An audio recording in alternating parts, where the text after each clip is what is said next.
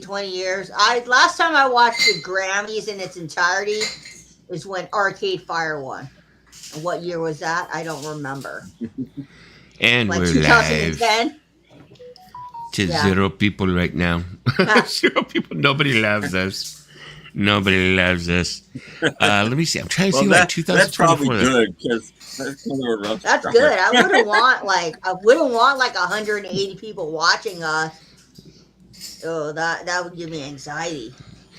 Yeah, I like think about it, like if you were to like if you like became like a little bit bigger or whatever, or you became bigger where you start getting like 200 people in the room, stuff like Yeah. that. Hey, what's up, Mason? That would be kind of like scary having that many people in there. I mean, fucking watching you. I'm already fat, so I mean, getting big in terms of my channel would be kind of cool.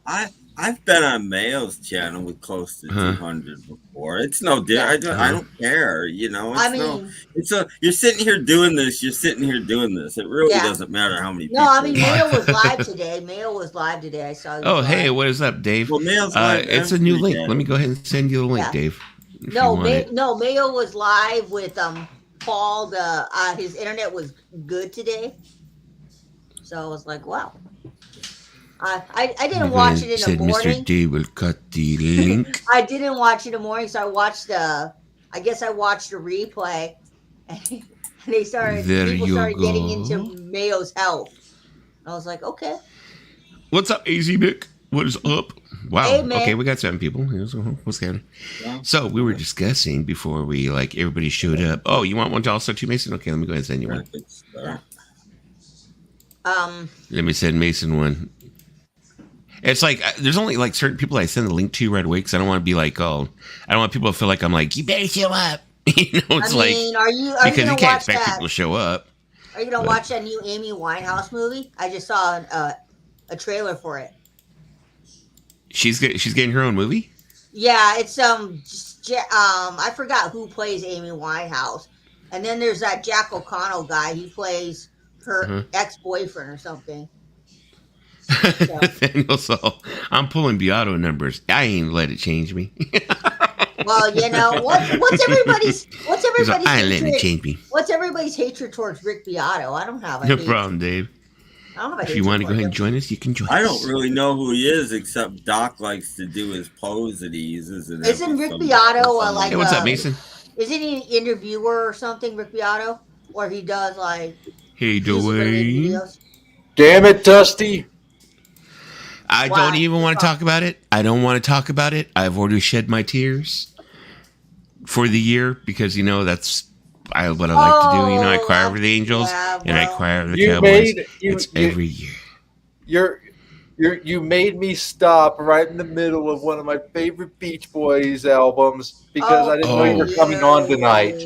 I didn't know you were coming on tonight. Oh, I thought you were going to talk about the C word, which we're not saying right now in this house. In case you guys didn't know, the Cowgirls lost. What's up, Vinyl Gorilla? The What's up, Cowgirls Fred? lost. The new White House movie is called "I Should Have Went to Rehab." Yeah. Dusty, you know what's absolutely great Not too about soon, not too having an soon. AFC and NFC team? What? Tell me what is. Well, my NFC team is done for the season. My AFC team currently has the youngest rookie quarterback to win a playoff game. I mean, if you look at who's at the top, come on, what's Houston. up, Eddie? Hey, Eddie. You want I like every team equally. Therefore, my team always wins the Super Bowl. my team flattens both. Hi, Belle. Rick Beato is a musician and producer. Yeah, I mean, I see his stuff. So he Rick says. Beato. Said, "Go release. I love your hair." Oh, thank you, Belle. Right Love now your it's hair. But seriously, Once Dusty, again. supposed to be raspberry. while it's still fresh in my mind, a little self-promotion for the album that I was listening to before I came on here. This Okie dokie. Beach Boys album, ever since the day I first heard it, I just fell in love with it. It's strange. It's weird. It's drowned out in synth pop, No, let but me it show doesn't you matter. an album I got It's one of recently. Brian Wilson's best worked projects that he did with the group. Okay, there goes Tim to them.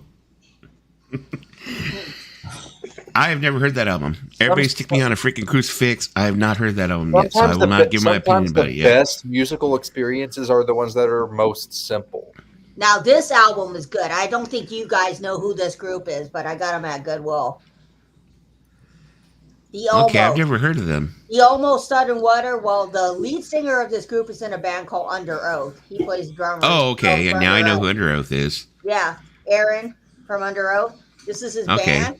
This is probably more likely really good. It's a great group. They are in the, I call it, they're kind of in the same vein as Bring Me to Horizon. If you're into that kind of stuff. See, now the whole thing is flipped. I remember back in the day, when records were cheap enough, you'd go ahead and you pick up a record that had an interesting cover. You'd be like, oh, look at the font. Oh, look at the picture. Oh, look at whatever.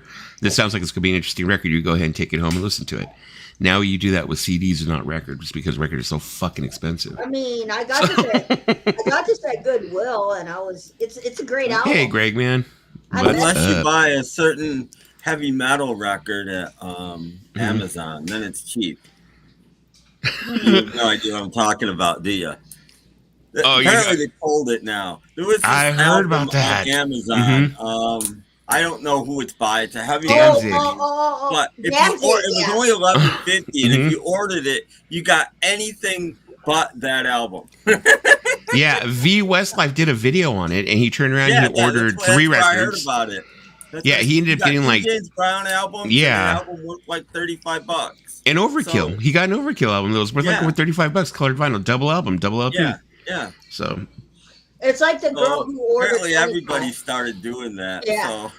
There you go. 6.66. Wrong, but that's pretty funny. It reminds me of the girl who ordered 25 Britney Spears albums over time because she kept not getting the Britney Spears album, and she kept getting different albums on Amazon, and then finally, like I think the 24th or 23rd time, she got her Britney Spears. I think that if I worked for a freaking Amazon fulfillment company, every time I got a fucking order for Taylor Swift, I'd send them fucking, like, I don't know. I'd send them the Smiths. How's that? Exactly. That's what I was going to say. Because you would do something like that. And then somebody do a video about it. They'd be like, why is it every time I've seen on Instagram multiple times, every time you order a Taylor Swift or One Direction, you get the Smiths.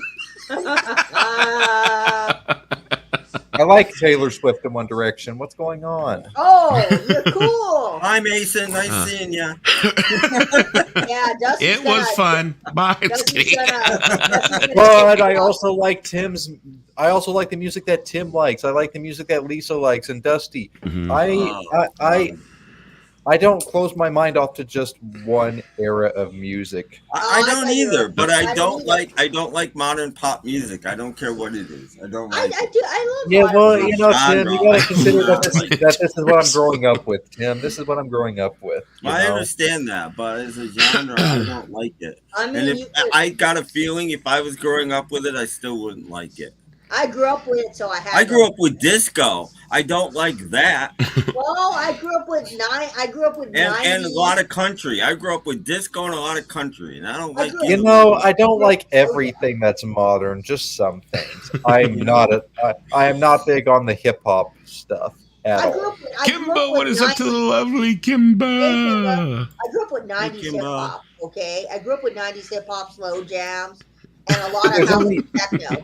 Out of her entire discography, there are only 2 albums that I actually like from Taylor Swift out of her entire discography. Only 2.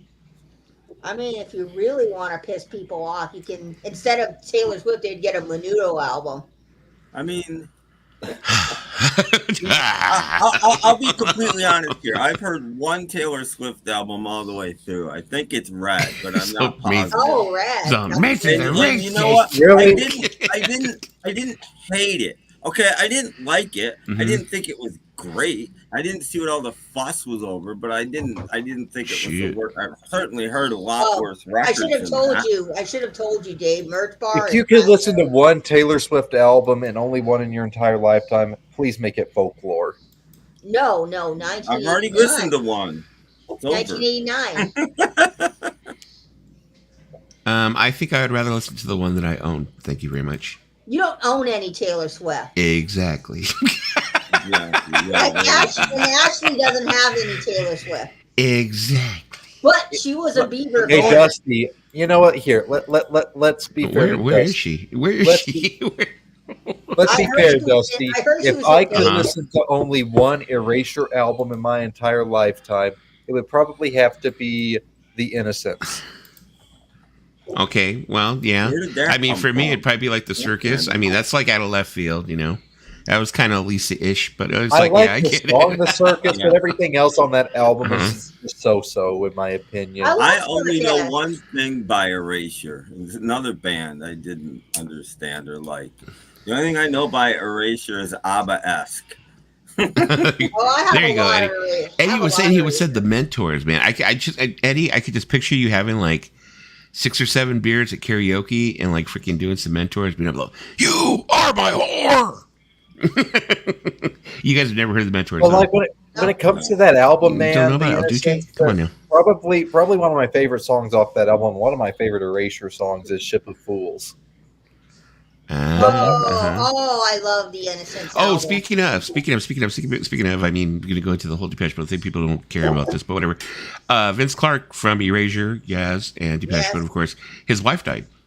Oh. Yeah, I don't know what kind of cancer. I don't know I think it was cancer. I don't really know. I just know that on Depeche Mode's like Instagram, they put like, you know, thanks for the memories to her, blah, whatever, and stuff like that. So, so in that case, I now know it was the other guy from Erasure that was that liked men. Oh, Andy Bell. Yeah. Vince Clarke is, he was married. Andy Bell has been living with AIDS for many years. HIV. He's HIV positive. Yeah, HIV positive. Which, you know, eventually, but if you take care of yourself. He's taking care of himself. He's taking care of himself because he's still living with it and he's doing fine. He's taking care of himself. He's lived with it for many years. I wanted to see them when they played the World Turn here, like maybe 4 or 5 years ago. Okay, wait, hold up. I'm going to pick up this hooker real quick. Hold on. Woo, there she is. Hey. I thought you were in Vegas. I thought you were in Vegas crashing. I'm like, oh, where's my money, Paulina? Better have my money. Dusty, that's all great, but where's our other guest? Didn't Dave ask for a link too? I sent him one. He's still doing stuff. He's organizing stuff because he just moved recently. So he's got a lot to do. But if he decides to join us, I sent him a link. So. You're in the wrong place, Paulina. You're supposed to be in Vegas. I was talking with Dave on James' stream yesterday morning. We were talking about stereo receivers because I'm getting ready to purchase one. Finally? How long have you been thinking you're going to purchase? Oh no! Here we go. Yeah. Okay, so you still. Okay. He's not. I don't. It doesn't. It's not. It's like if you change the rules in baseball and then say, okay, these new guys are so much better than the old guys because we changed the rules. I don't care what anybody breaks. The rules are different now. No. Okay. So it doesn't matter. Also, now that Pauline is here, can I please get some defense for this album that I was playing before I came on Dusty's stream? Oh. I haven't dug into that album yet, and I'm afraid to. Well, I told him I had never listened to it, so the only thing you got to worry about, Paulina, it's a harmless, simple album where Brian Wilson just wanted to write from the heart and not make a masterpiece. He just wanted to make something simple and weird and drowning in synth pop, but for all those reasons, it's still a good album. Paulina, drowning in synth pop because pop wasn't invented yet.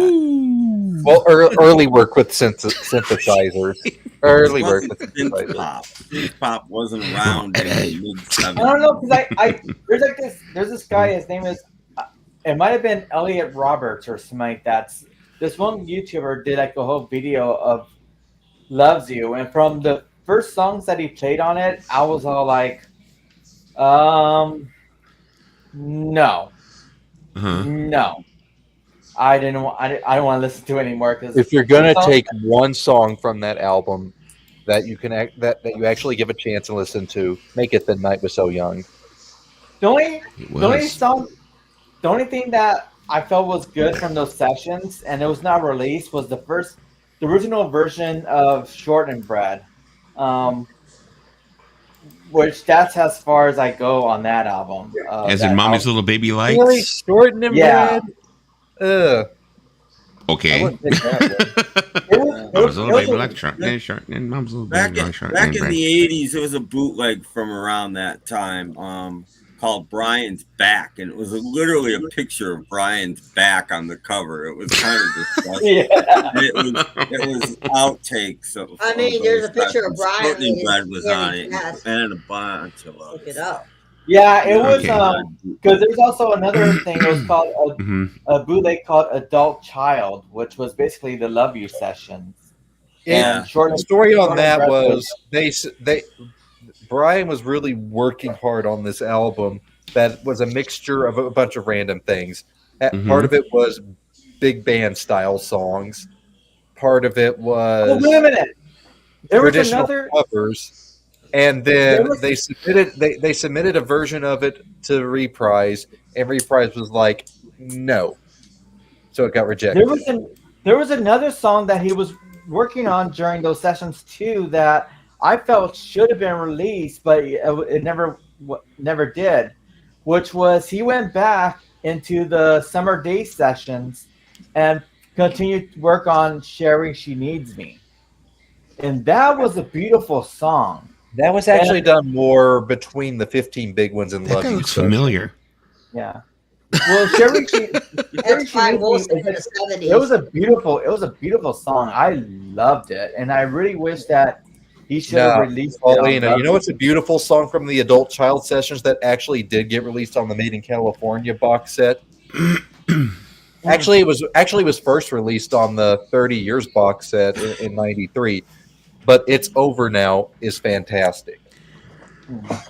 Wake me up when this is over. Okay? I'll keep showing Brian. Oh, there you go. He's all, it's Beach Boys talk, baby. Beach Boys. Oh, yeah, but I'll end it right there. So that's him to wake up. Okay, let's talk about Depeche Mode. Huh? Let's I talk never about force people to Depeche talk about Mode. Depeche Mode. That's I one thing I love never you, do. Mason, but Never, every time you come on a screen, oh, never force that. Let's talk about. Let's Dwayne, talk about I the want to album. answer Dwayne's thing a second. I Answer. wasn't saying anything bad about synthesizers. I was just saying synth pop was not invented Spoon. until I the gotta let early the cat 80s. out. I'll be right back. There were synthesizers, but it wasn't synth pop. That was an Well- early 80s thing. That's all Yeah. I'm saying. So, what other music can we talk about besides Beach Boys and Beatles? Anything. Well, lately I've been Yikes. I've been digging into other things lately because I've been able to listen to some vinyl in my collection, and I now fell in love with another song by Chris Rea, and it's called "I Can Feel Your Heartbeat," and such a beautiful song. I never heard it before, but I love the re-recording that he did of it from 1988, as well as the re-recording that he did of On the Beach. So I'm starting to dig into Chris Rea lately. He had a minor hit in the early 90s, around 90, 91. God's Great Banana Skin, I think.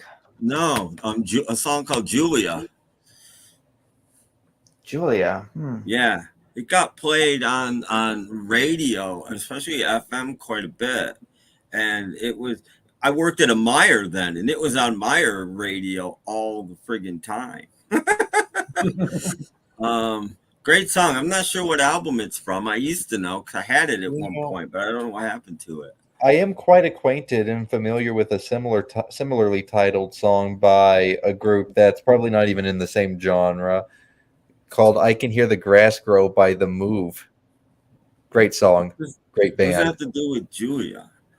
Oh, the title of the song that Paulina was first mentioning. It's I mentioned that the song I was talking about is similarly titled. Oh, okay. No, Dwayne. Jimmy Page. Well, is I probably think not gonna- I think before I discovered Chris Rea's song, the only song I ever knew with the title "I Can Feel Your Heartbeat" I'm book. What's from this album? What's up, Charlie? I knew that was going to get mentioned. If Steven is listening, he'll know what song Julie, what album Julie is from. Yeah. Freaking Partridge Family, man. Everything that Tim was saying about me coming on here all the time and talking Beach Boys can be applied to what y'all have to say about the Partridge Family. Yeah. We don't talk about the Partridge Family. We just awesome. hold up a record and giggle. What is Gore we Grind? don't spend hours talking about them. Me too. The moves are great. I don't know. I'm just really passionate about my favorite band, Well, and Charlie, I like expressing it a lot. I'm passionate about lots What's up, of Violent bands. Kicks? I don't Look sit what- here and Look what I talk found, to Kicks. I don't I think you talk know to them, a Kicks. Big Star I found for this. hours at a time. I think Kicks knows them. Sweet. Yeah, I was looking up because we were talking about it, I think, before you came on, actually, Timmy. At least we're talking about, like, who's going to be eligible for the Rock Hall in 2024. Yep. And I kept on trying to look it up, and the list wasn't coming up. It kept on showing, like, 2025. I'm like, what? Did 2024 already happen? I was like, oh, are they just completely, like, skip it or something? But I don't know. Who's tell you the truth, there's nominated? nothing really fucking interesting. There's nothing really want- They haven't even nominated anybody. I'm just looking at the eligible list of the people Oh, they can okay, choose okay. from the pool, which is fucking huge, but 50 Cent is at the top of the fucking list. Are you Yeah, kidding? come on the now. guy that What the sings, fuck? the guy that sings "Go Shorty, It's Your Birthday." We're gonna Yeah. party like Come it's and your kill me. birthday. Really? And then After Forever, Annie, Ariel Pink's Haunted Graffiti, Bad Meets Evil, Ariel BB Mac. Okay, Wait, Black Label BB Society. I know who that is. Is Blue there Man Mac? Group, any rock and Wait. roll on the list at all? Wait. Buck Cherry, Oh, you know, Chevelle, BB Chris Cornell, Mac? CKY. CKY is eligible. wait.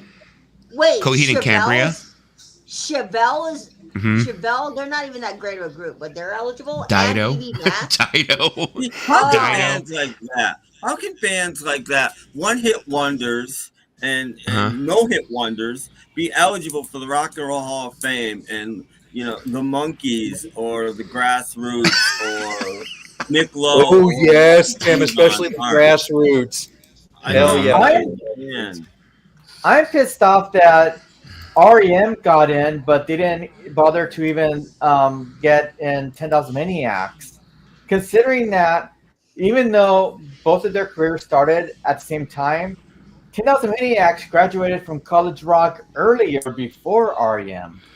Because REM didn't graduate out of college rock until sometime in 1989 with Stand and Pop Song 69, whereas 10,000 Maniacs graduated to mainstream rock with Like the Weather and Don't Talk in 87. I'll just have to say this. I know this is gonna ruffle a bunch of feathers, but I think more people know about REM than 10,000 Maniacs. You know, now but the thing is, lied. I think the Rock and Roll Hall is kind of like the same thing like the Baseball Hall of Fame. I think what it is it's like whoever's more popular with like, well, the way the sports exactly. like baseball and other Hall of Fames run is that whoever's popular with the journalists usually vote to get whoever is in. But this one's more fixed.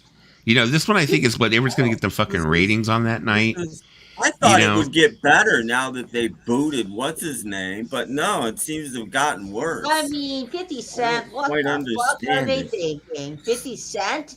50 When it Cent? comes to REM, I mean, the Out of Time album by REM's good. People know who 10,000 Maniacs is because they were one of the first bands ever to play the MTV Unplugged. Plus, also they played the inauguration of Bill Clinton, and of course everybody knows who Natalie Merchant is. So you know, I 10,000 Maniacs know still who has she like is. a very very strong sure. fan base.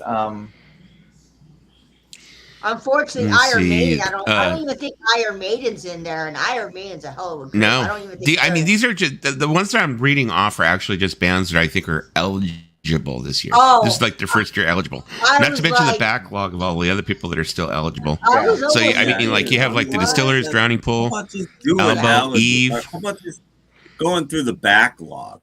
How about putting bands in that are at least that are more than 10 years eligible this year, maybe more than 20 years eligible, and clean up some of them that they've made. by I agree ignoring with people like Nick Lowe and Warren Zevon and the Monkees and Paul Revere and the Raiders. Wait, isn't Warren Zevon nominated?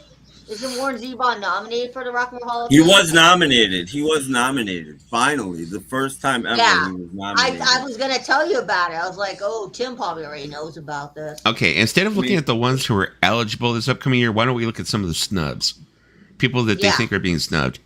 I don't know how recent this article is. It was January 5th, so it's recent, 2024. Yeah. According to this, it says, okay, the first one is Joy Division, New Order. They've been eligible since 2004. Okay, it says nominations, they've come up once where they've actually been voted on. Okay, no, thanks. I don't want to be on the list. So number 2 is Chic. They've been eligible since 2003. They've come up to bat 11 times. Chic's never been in the Rock and Roll Hall of Fame? Well. Yeah. Sonic Youth, 2008, 0 nominations. But they've been eligible since 2008. Yeah. Let me see here. Let me see. By the definition, the old definition of who you're supposed to put in the Rock and Roll Hall of Fame, those are 3 people that qualify because one of the huge things is supposed to be influencers. Yeah. Let me see. Another one. Did I already say Sonic Youth 2008? Yeah. Okay, yeah. Let's see. John Coltrane, 1986. 0 nominations. Yeah. Well, that's fucking disgusting. Yeah. You know, that's really fucking fucked up. That's sad. As I say, people rare. That's sad. Number 5, the MC5. Eligible since 1992. 6 nominations. 6 times they've come up. Only MC5 is not in the Rock and Roll Hall of Fame? Yeah. They've come up like 6 times. Charlie said it's a joke, cool place to visit, but it's disgusting to the word rock. No, a lot of people would agree with you. Let me see. Number 6, Iron Maiden. Eligible since 2005. Times they've come up only 2. I know. It's like, why are they not even in it? That's the thing. It's like, why? Yeah, you would think. Yeah, you would think they would be in it. I think Judas Priest is in there, and so is Metallica. So why wouldn't they be in there? Why wouldn't they be in there? It's just kind of a slap in the face. Yeah, it says the intrigue. It says with Black Sabbath, Metallica, and Judas Priest all inducted, Iron Maiden would appear next in line after redefining heavy metal with its progressive sound in the 80s, but to no avail. Number 7, Mariah Carey. What the fuck? Okay, no. No. That does not even deserve to be in there. I like Mariah Carey, but not for rock. But then again, the only part, no. I mean, they're going like I said, they're going a completely, different route. So it's like I love my put in the influencers that sort of ruined rock and roll. They shouldn't be in there. It should be the ones that improved it. Yeah, exactly. Number 8, Eric B. and Rakim, 2012. Number of times nominated, 1. Wow. Number 9 is New York Dolls. They've been eligible since 1999. They've had 3 times they've been nominated. They're arguably the first punk band. Yeah. You could argue in 10 other bands too, but they're in the running for the very first punk band and not in there. No, Number 10. No, they were before the Ramones. Yeah. Before the Ramones. Well, it says that they should have been inducted along with the Ramones, Blondie, and the Dolls' proto-punk mix of glam and hard rock influenced Hall of Fame inductees, the Ramones, Blondie, and Guns N' Roses. Yeah, so it's true. If they, another band, are the Stooges in there, or Jonathan Richman and the Modern Lovers? They should both be in there too. Those are the 3 bands that invented punk. Oh, really. Stooges definitely. And the MC5, throw them in. Yeah, MC5. Those are the 4 bands that invented punk. Number 10, Lisa's favorite band, The Smiths. Eligible since 2009, they've come up twice in nominations. Yeah, I love the Smiths. I can tell you the reason why they're never going to be in the hall. I can tell you the reason why they will not be in the hall is because the hall does not want to deal with that drama. They don't want to deal with Morrissey. Well, they deal with Mike Love. Because he's going to make... Morrissey's the type who's going to turn around. He's going to make it a pedestal to say something fucking stupid. That speech? Okay. He's going to make it a pedestal to say something fucking stupid. And he's going to make it about him, and it's just it's going to be a mess. So I can understand why they're just like, fuck, don't do it. There's some groups that they just won't nominate because they know. Dusty. Uh-huh. I remember watching that video of the and watching him do his speech, and he was talking like he was talking a bunch of mad shit about Mick Jagger being chicken shit and stuff, and I'm like, shut the fuck up, man, just shut the fuck up. You can kick me off the street. Okay, number 11 is Motorhead. They've been eligible since 2003. They've come up for a nomination once. Are you kidding me? Mm-hmm. Are you kidding me? Just once. Rock and roll. I don't get how Jay-Z gets in before Motorhead and Iron Maiden. Number 12, Cher. Oh no! Eligible since 1991, 0 nominations. Now, well, I don't like Cher, because he's had a hit of every decade since the 60s. Maybe a number 1 hit, but at least a top 40 hit in every decade since the 60s. Yep. Well, I would think what she did with Sonny and Cher, I think that she'd be inductible for that. You know, most definitely. I think that it wouldn't be a bad induction. And Cher and the solo. I mean, I liked her ABBA album. I thought that was cool. Her ABBA album. Number 13, Soundgarden. They've been eligible since 2012. They've come up twice, which is surprising because now Chris Cornell is eligible as a solo artist this year. Wow. So maybe they could kill 2 birds with 1 stone. I don't know. Number 14, Outkast, 2019.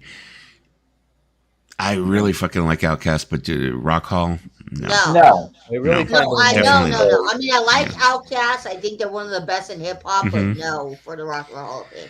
15, Brian Eno, eligible since 2000. He should be in. He's got 0 nominations. Brian Eno is already in as a member of Roxy Music.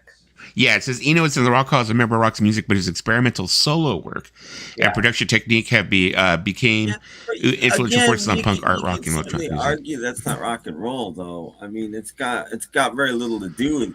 If there's an ambient music rock and roll, Hall of Fame, he should be in that for sure.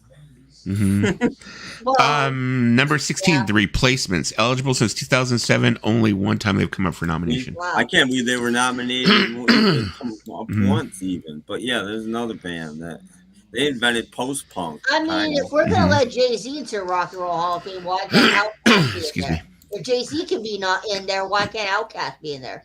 Okay, number 17, Thin Lizzy, eligible since 1996.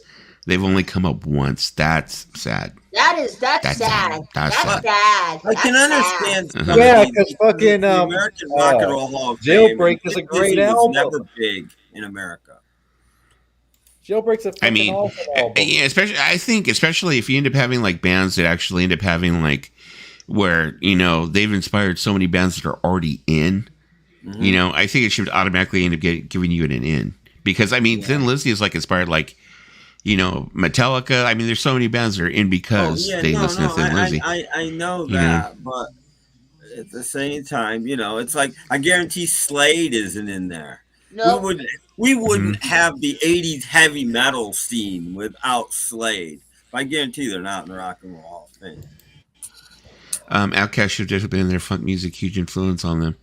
Yeah, but I mean, definitely, but you got to think that they're hip hop. They're not, Yeah, but this goes back to the same argument. We could sit here and argue for days about like the hip hop R&B. It's like obviously they're letting whatever in now. I mean, they let Jay-Z in there, Janet Jackson's in there. I would have kept it rock and roll and people that influence rock and roll. I mean, Eminem is in there for crying out loud, and he's hip hop. They really should just rename it the Popular Music Hall of Fame because that's essentially what it has become. I mean, or just Music Hall of Fame is what it should be. Let Eminem or every other Hall of Fame needs to open its doors. Put the Beatles in the Country Hall of Fame and put I don't know. Might as well, we might as well put ABBA in the Jazz Hall of Fame. Yeah. See, 18, Mary J. Blige, eligible since 2018. She's only come up once in nominations.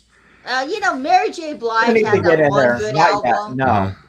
I like Mary J. Blige. No Drama in My Life. That was 19, Pixies, eligible since 2013. Nominations 0. Come on. They should have been in. Here Comes Your Man is a great song. Pixies is great. Yeah, Here Comes Your Man is a great song. They should just rename it Barnes & Noble. That doesn't... There you go. No, you know what they should just rename it? Urban Outfitters. I mean, that's Well, don't even get me started on Urban Outfitters. Toots and the Maytals. They should be in there. 1988, they've come up for 0 times nominations. I mean, you got to think about like all the bands that they freaking turn around and inspired. You know, it says perhaps no other artist other than Bob Marley was more responsible for spreading the popularity of reggae across the globe than Toots and the Maytals. Not to mention the whole ska, the Northern Soul thing that they turned around and inspired. I mean, it's like, yeah, Toots and the Maytals should be in. 21, the White Stripes. Eligible since 2023. Okay, so it's their first year. Yep. You can see what happens, but they've been nominated once, so I'm thinking they're coming up. Oh yeah, good point, Dwayne. I think they'll make it. Maybe not their first year, but I think they'll make it within 5 years. Yeah. Because Jack White, especially if Jack White would get off his ass and actually make it decent. Are Genesis Phil Collins or Peter Gabriel in there? I don't think so. I don't know. I'll go ahead and take a look afterwards about and look it up and see if they are. And I'm just going over the list of people that they think have been snubbed. But how can the White Stripes be snubbed if they've only come up once? Yeah. You know, that can't be a snub. I mean, if it's someone who's come up multiple times and they're still getting knocked down, then I could turn around and say, okay, well, they're being snubbed. You know, but let's see. De La Soul, 2014, nomination 0. Okay. To answer your question, Mason, yes, in 2010. Oh, okay, there you go. Lugal. There you go, Lugal. Lugal got it. God. Let me see. White Stripes, Big Man. I like the White Stripes. I'm a very big White Stripes fan. I like the White Stripes. I think they should be in there. I don't like Jack White solo. His first album's okay. The second album's But you know, I think there's always going to. I think there's always going to be the argument that no matter who gets in, that there's going to be people saying, "Well, so and so should be in." Well, what about so and so? No one's ever going to be happy. I don't think. No. You know, like even when my band got put in, Depeche Mode, people were they looked at me and say, "Oh, Depeche Mode got in," and I was kind of shrunk because I was kind of going, "There's a lot of other bands that probably should have went in first." You know, I'm thinking the same thing. You know, I had no qualms. You know, I had no. I wasn't oh, my band got into my favorite band did it, because I was like, yeah, there's a lot of bands that should have went in first, you know. So let me see. Smashing Pumpkins, 2016, nomination 0. I do not see the Smashing Pumpkins going anytime soon. Billy Corgan is not liked. Billy Corgan is just. I just never could. I tried to give them a chance, but I just couldn't. I couldn't get with it, you know. Their whole style. Billy Corgan's annoying. His wife is annoying. His wife's on, TikTok and all these other streaming platforms. She's annoying. Isn't Ronnie James Dio in with Black Sabbath? I don't know. Yeah, because I think, they usually, when a band ends up getting inducted, they take all the members, past and present, with them, don't they? Yeah. So I think Ronnie James Dio is in there under that. Doesn't Whitesnake only have 2 songs? I heard they were going to nominate Wings, but the stage wasn't big enough.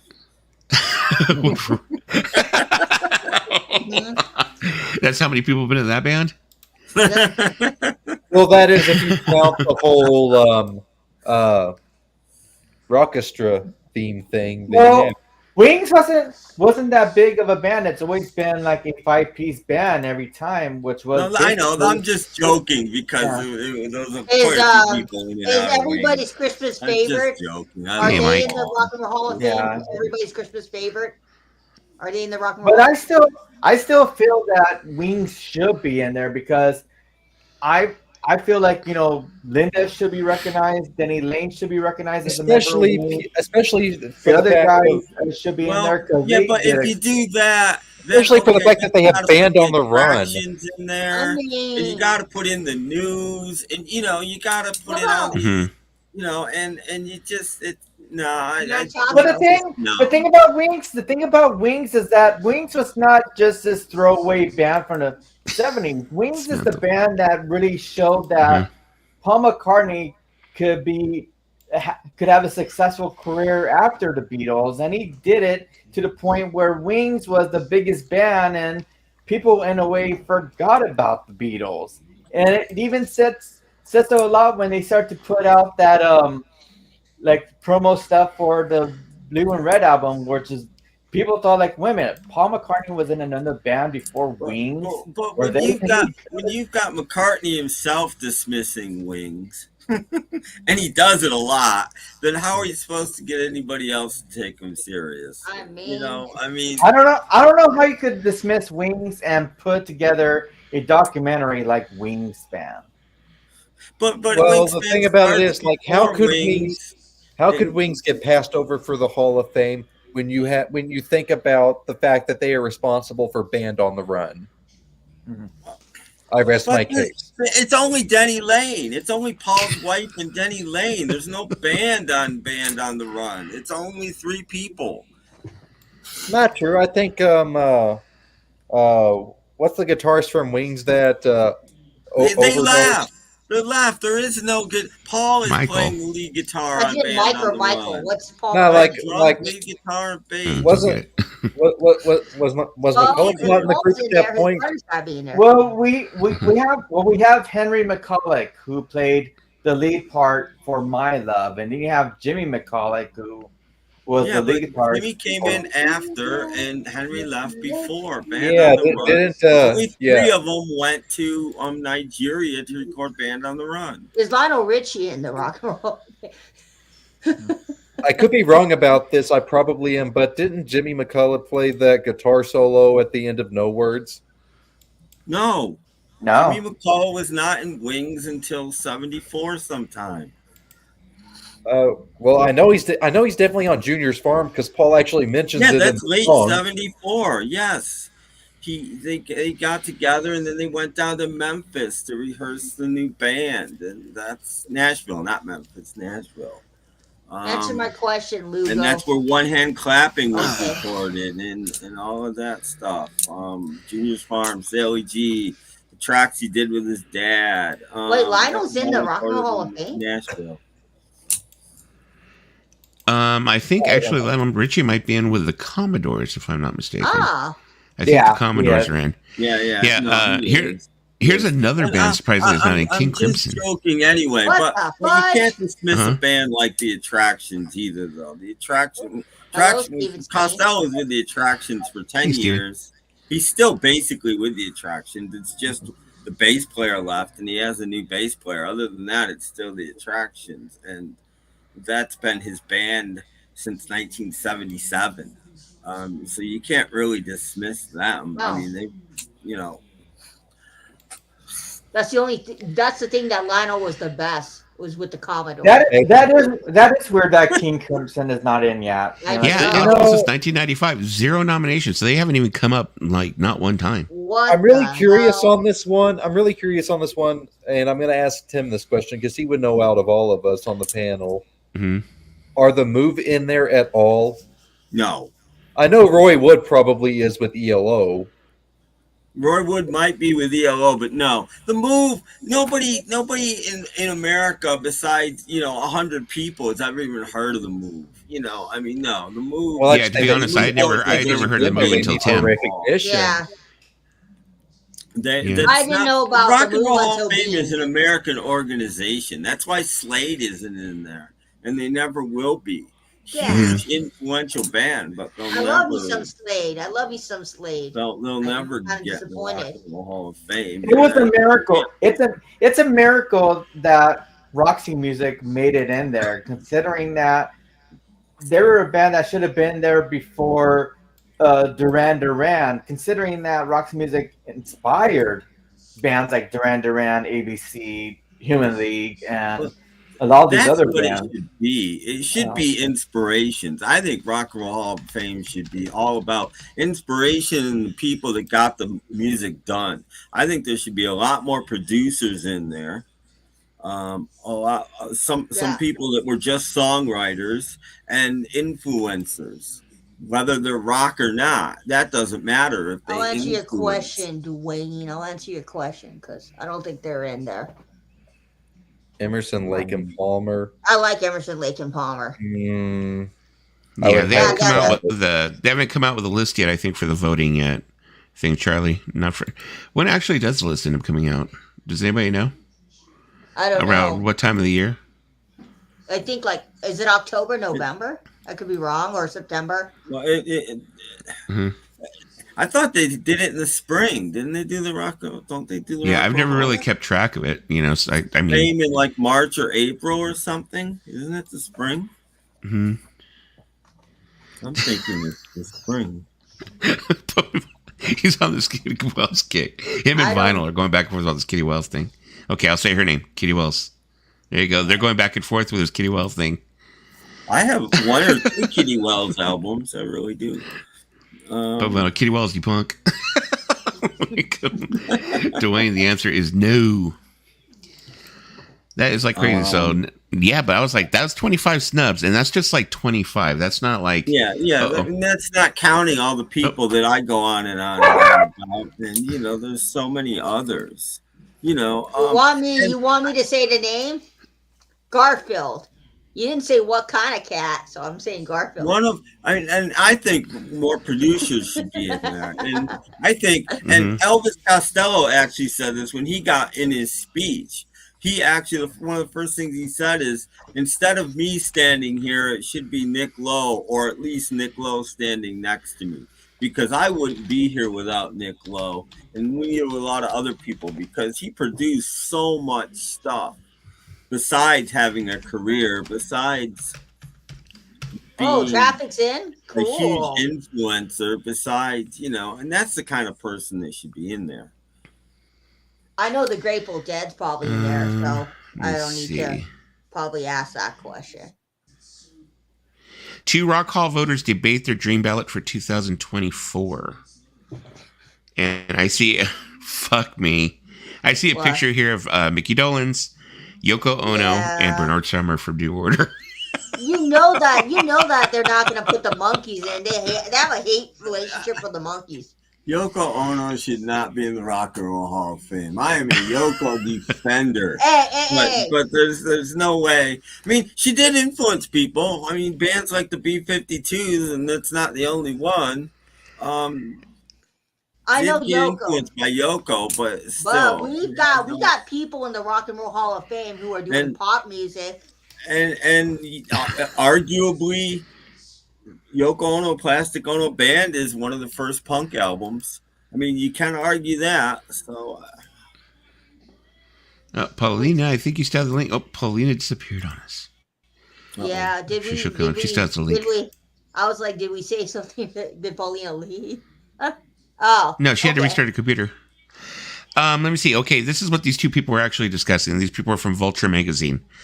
And it says that they're actually 2 Rock Hall voters. They have their vote counts, I guess.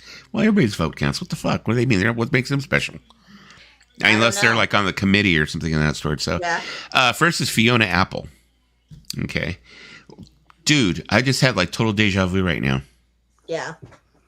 I've been here before. This is crazy. You have. Wow. Totally. Okay. Well, anyways, moving on. So the first one they picked was Fiona Apple. Okay, that's okay. I could see it. I like her. Yeah. Second one, Yoko Ono. No. Again, if you're, but there's a lot of more influential people. I could see her as an influencer. I could definitely see her as an influencer. But there are more people that are more influential than Yoko Ono that. Like Nick Lowe, nobody like that were actually behind this. Dave Edmunds. How many bands recorded at Rockfield Studios between 1970 and like 1977? And Dave Edmunds was behind every one of them. And nope. I mean, is Michael McDonald in the Rock and Roll Hall of Fame? Yeah, he's in with the Doobie Brothers. Doobie Brothers got inducted with Depeche Mode. Well, you see. No. Yes. Fiona Apple only had 2 albums that she was forgotten after her second album by most people. I don't think she belongs in there. You know, the thing about it is they don't want Yoko in the Rock and Roll Hall of Fame because then they have to see my face on stage. So the next thing that they're picking is the Replacements. That was their next one. Okay. Well, so the Replacements. I can't say no to that. How about the Residents? There's that De La Soul. Ooh, De La Soul, yeah. Okay. Then Joy Division, New Order. Fugazi. Fugazi should be in there, kind of, but I mean, I mean, you have Ian MacKaye, which like he started like Discord Records, plus also he had like Minor Threat and all these other bands. Supposedly, he's the one who actually like created the whole Washington punk scene, or so they say. So.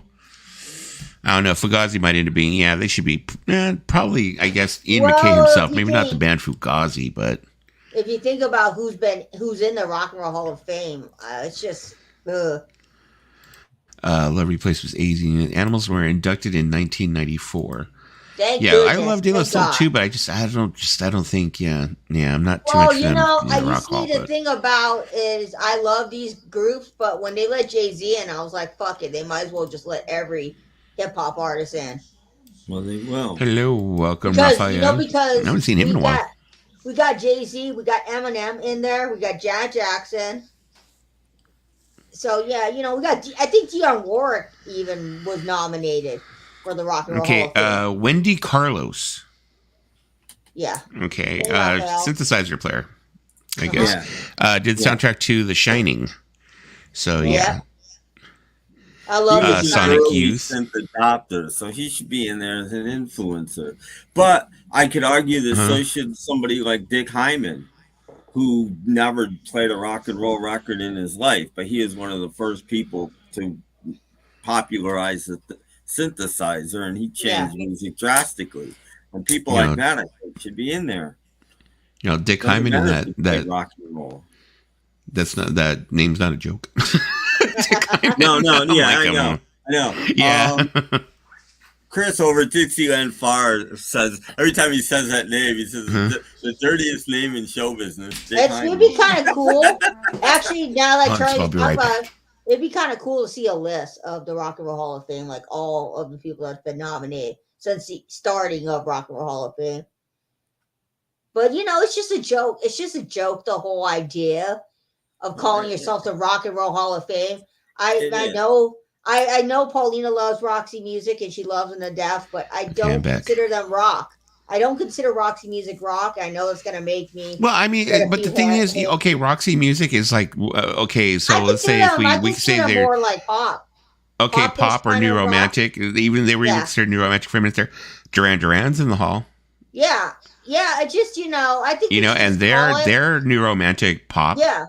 I know. So why wouldn't Roxy Music be allowed in there? No. I just think we should call it General Hall of Fame or something because you're Music right. I mean, they do kind of got rock vibes, but when they let Eminem and they let Jay-Z in there, that's when I started to lose faith in the Rock and Roll Hall of Fame because Jay-Z, Dolly Parton. So when they let Dolly Parton in there, and she could be. I could see her in there as an influencer. No, because when I saw because like somebody like Jack White is actually a huge Dolly Parton. I heard some of it. I heard some of it. Influencer, but is an influencer, not as an artist. Welcome, first time, just Physical Media, Polly. How's Bad Company? Another Rock and Roll Hall of Fame. See, that's what I'm saying. That's another one. That's what I'm saying. Same reason. So many bands are. Lisa, have you even heard the first 5 Roxy? I've heard some of their stuff. I haven't deep dived into all their stuff, but I've heard some of their stuff. With me, it's like when it comes to Roxy Music, I'm like into the main stuff. I guess you could say it's like I'm like they're one of those bands that for the sake of sounding ignorant, they're one of those bands where I would be like, okay, a greatest hits would be good enough for me. I wouldn't deep dive them, but I respect them though, because I do respect their legacy, most definitely. Because a lot of bands that I listened to were inspired by Roxy Music.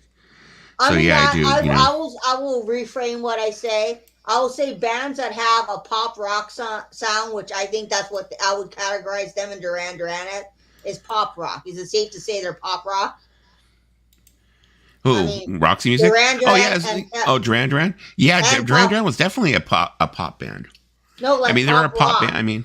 No, because there's a term called pop rock where they're this is the thing that's great. Just when I was a kid, it's like I had a lot of Duran Duran records, blah, blah, whatever, because I was still young. Because you had to think Duran Duran was like 84, 85, so I was like 10, 11 years old, and I had quite a few. My mom had quite a few friends that were like they were into rock. They were classic rockers. I love Duran Duran, rock and roll, blah blah blah, all the way, and they all loved Duran Duran. They were like, oh, Duran Duran's great, Duran Duran's great. So obviously they had this crossover audience where it's like they were pop, but they also had a lot of rock fans who were like they liked them. Because when I think about it, there's a lot of bands I consider like pop rock because they have rock and they got pop in their music, and I guess that's what I would wanted to say is what I would consider him as pop rock.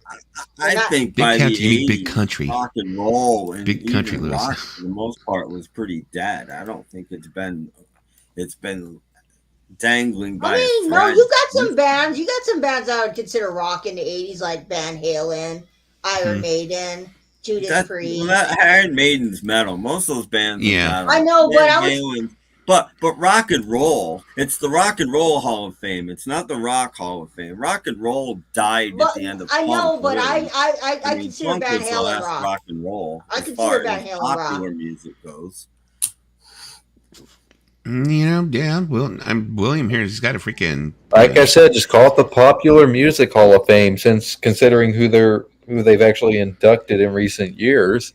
I mean, but the Power Station was just one. I mean, the Power Station was one album, so I don't know if they would ever be. Yeah, I mean, they were a really good band. I mean, I'm pretty sure Robert Palmer's probably in there by himself, isn't he? To be in there. Yeah, I think you have to have more than one album, right? If you can't put the Monkees in there, who had like 7 top 40 albums. I know. Don't even get me started. Top 40 hits. Wait. They can't be in there. How are you going to put it? No, you know, every year, that's going to be about it. There's no way, there's no excuse why this band shouldn't be in there, especially because this particular song is such a staple in their career. The Hollies should be in there for Long Cool Woman alone. Well, the Hollies should be in there too, of course. Their period, yeah, they should be in their period. Wait, there's so many older bands that should be in there. Hey, I mean, Hermits, the Hollies. I mean, I'm pissed off at the Monkees. I don't know about Hermits, maybe. Yeah, come on. If we're laying JC in, we should let Peter Noon in. Well, the thing is that they need to start letting some of these groups in and starting to not put them in. I mean, instead of like just waiting until they're half dead and saying, okay, lifetime achievement. Yeah. And then they put them up on stage and like, stick a pole up their butt, make them stand up there and give them an award. And then they're like, by the time they're ready. And that's what they do in most bands like the Hollies and stuff like that. They turn around, they wait till they're at the very end or somebody's dying. Or they got one member left who's like up there in a wheelchair, with a freaking oxygen are they tank. even in the Hall of Fame? I don't know if they are. The Hollies. Lugal? I don't think so. Hollies. It might be, but I don't think so. First off, Pumping Vinyl, Long Cool Woman is great, Bus Stop is great, and Carrie Ann's great. Don't even get me started on the Hollies. Welcome back, Paulina. They're a really good band, and they were around. They lasted. I'm going to answer your question. Okay. I like to interject something before Lisa does her question, because I know that it probably won't be a good one anyway. But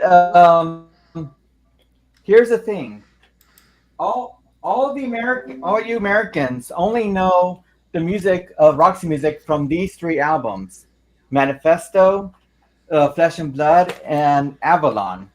So if you only take the songs from these albums, of course, you're going to say Roxy Music is nothing but a pop band because of songs like Dance Away, Angel Eyes, Only You, and More Than This. But the thing is, if you listen to these albums like Roxy Music, For Your Pleasure, Stranded, Country Life, and Siren, then you're going to realize this band truly is a rock band, because they do bring the rock with these albums, especially with the first 2 ones, which is For Your Pleasure and Roxy Music. If you listen to something like Remake, Remodel, Virginia Plain, Do the Strand, Mother of Pearl, and stuff like that, you'll realize that, oh my God, this band really does deserve to be there, because they really do rock. And that's because of the great element that is brought in by both Brian Ferry and Phil Manzanera. So they totally deserve to be in the Rock and Roll Fan, because they truly do. Playing devil's advocate, if Americans don't know that album, and the Rock and Roll Hall of Fame is an American institution, that's a problem. I just know the main stuff. Slade should be in there. They practically invented heavy metal. They never will be in there. Let's break it down to what it basically is. Basically, what it is they want to sell tickets. They want to get people to tune on in HBO. And it's like Roxy Music, even though it's like, they do have fans that are hardcore, hardcore fans like Paulina and stuff. not every day. The everyday person is not going to be like, Roxy Music. They're going to go ahead and tune in, or if they do tune in, they're only going to know probably those main songs. Of course, there's going to be the hardcore fans. Of course, like Pauline going to be like, "Fuck yeah, Roxy Music's in," and they're going to be there. But the thing is that like they're trying to like really like get a whole audience in, which is the reason why. And I'll be perfectly honest, because I'm biased. I liked Depeche Mode, but I really did not think that they were that much of a draw, where they were going to draw people to like tune in and shit. I really didn't think that was like so I was shocked when they got in. I was pretty shocked, even though I know they 2 years in a row they tried to put them in. I was like, they're not getting in. Problem with all the people that I like, that I deserve to be in there, but they're barely known. They don't have a huge fan base, and that's the problem with it. It's just filling seats. And 2004 was a great year. It shouldn't be about that. Jackson Brown, the Dells, George Harrison, Prince, Bob Seger, Traffic, and ZZ Top. All good groups. It is good that Prince got in before he died. It's freaking awesome that George got in, even though it was just 2 or 3 years after his passing. Yeah. Well, that's what they do. Can I say that if Mickey Dolenz happens to die within a couple of months of the ballots going out for the Rock and Roll Hall of Fame, that's the year that the Monkees will get in. Because if all the Monkees are dead and the last one dies and it's in the news, then that'll fill seats and the Rock and Roll Hall of Fame will do it. That's the one time you'll catch me at the Rock and Roll Hall of Fame.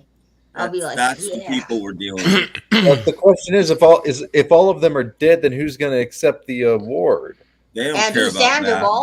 A daughter, a grandkid, they don't give a shit. Get somebody up on Mickey's stage and say the way they feel about it. Probably Mickey's sister. Or maybe Emily Dolan, because she's active on social media. Emily Dolan's Mickey Dolan's daughter. Okay, so next on the list would be Sonic. I do think Tim is on to this. I do think Tim's on to something with this because hate to bring it back to this, but trigger warning. They literally waited till well after one of the Beach Boys had already passed away to induct them into the Hall of Fame. Well, it could be also because the Rock and Roll Hall of Fame wasn't a thing yet. Yeah, it wasn't around yet. The Rock and yet? Roll Hall of Fame wasn't a thing yet. It wasn't a thing until 1986, and Dennis Wilson died in 1982. Yeah. I thought it was no. And it took some bands a while to get in, and it should have, because there was a long waiting list at the beginning, But when they started running out of people, they should have looked at the peripheries a little bit more instead of just going for new. And that's their mistake, and they're still making that mistake. I'm curious, is David Bowie in? I'm pretty sure. I'm sure he is. I'm pretty sure he probably is. If you looked it up, he probably would be in. I mean, like I said, I'm not I don't have that encyclopedic knowledge of the exactly. That's why I'm Lugo. Or Mike Smith of the Dave Clark 5 question had a huge accident. I forget what it was, and he was a quadriplegic when he died. And I think that's the only reason the Dave Clark 5 got in. He died within a month or two after getting into the Rock and Roll Hall of Fame. He wasn't at the ceremony. Didn't he die because he was trying to open up the gate to his place, and the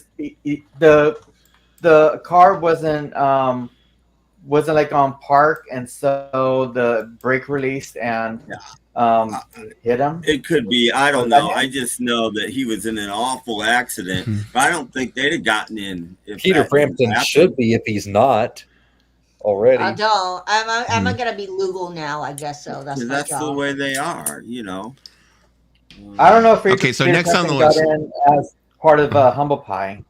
Maybe. I don't know. So next on the list for these two voters, I guess, so they must be on a committee or something, is Sonic Youth, then Chic.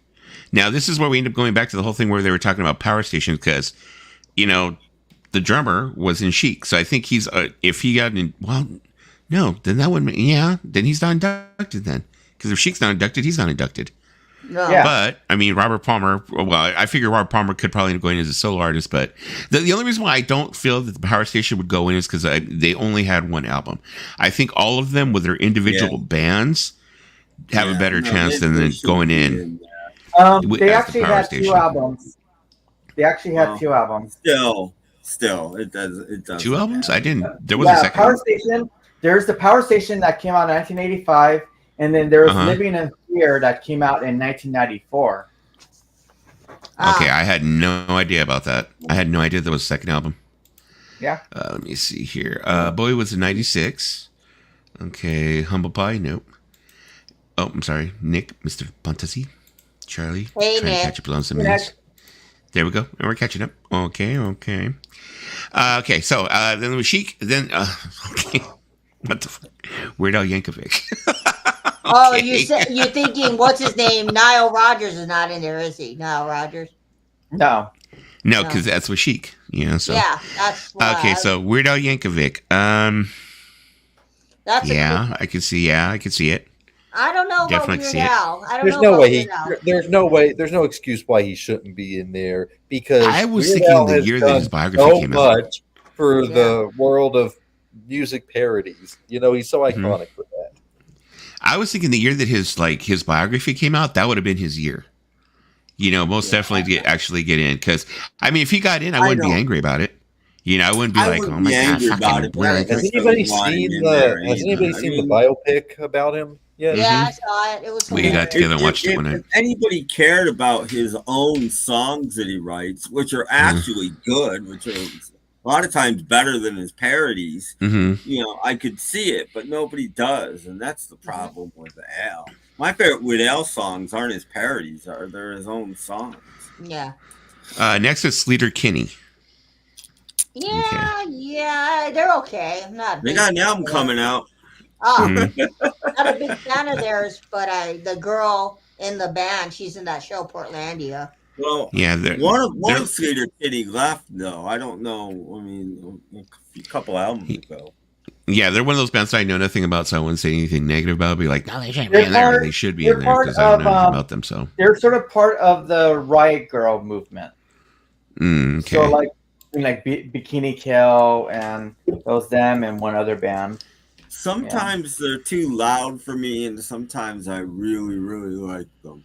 Yeah. They have a song called Rock and Roll Fun that I am absolutely in love with. Yeah.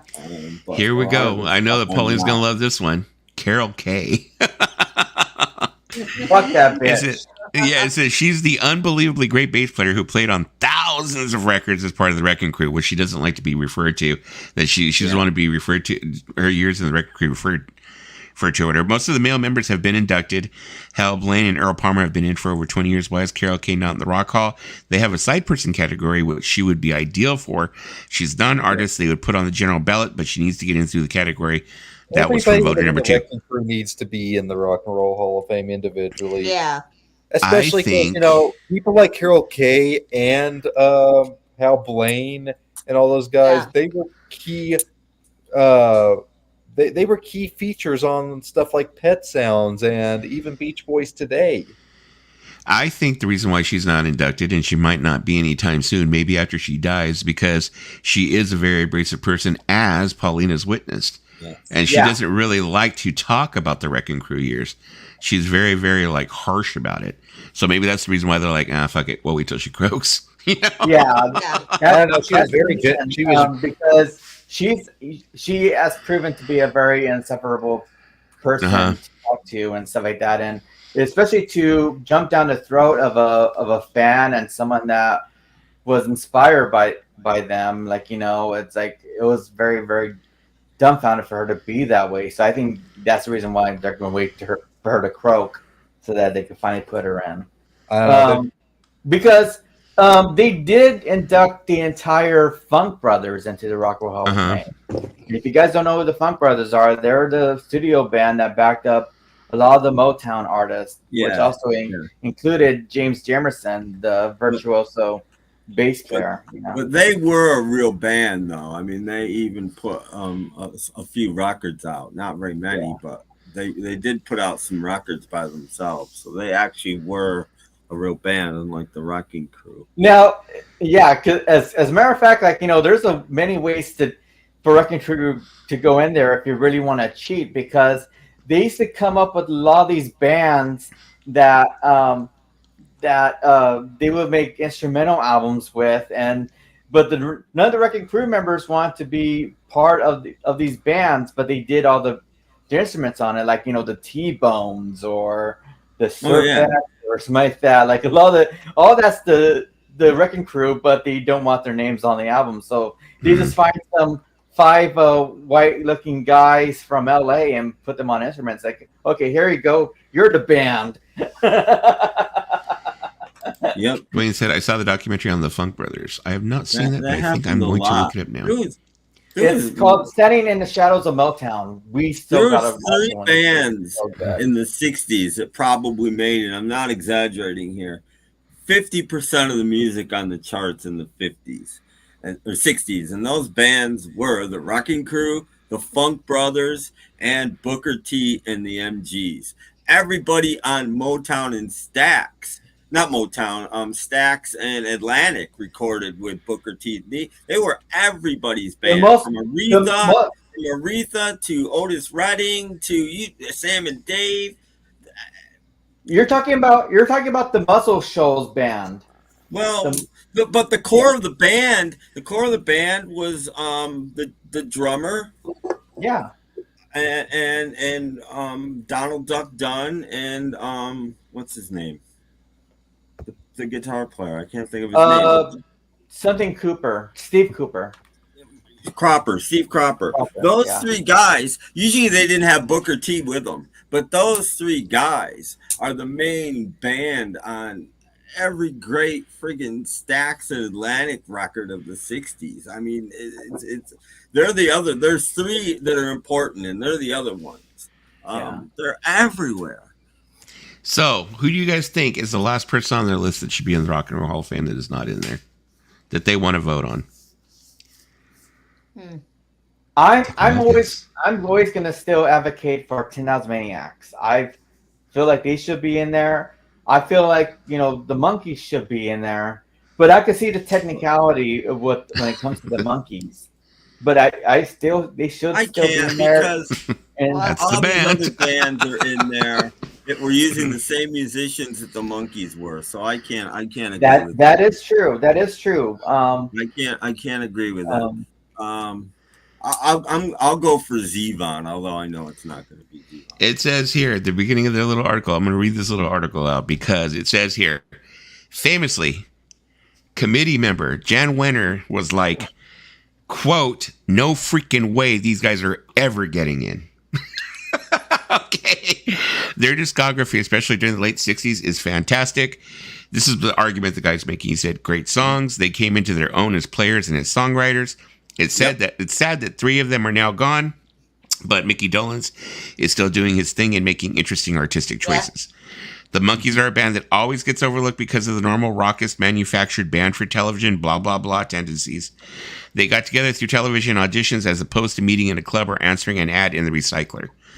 But as Michael Nesmith sang, listen to the band, you hear the roots of the country rock hybrid that became more popular in the 70s. You hear really fun songs that influenced a lot of people, even though where they came from might be looked on with disdain by some. But you're seeing less of that now. Look at the reaction to, say, Olivia Rodrigo and how she originated at the Disney Channel. It's much more open-armed, right?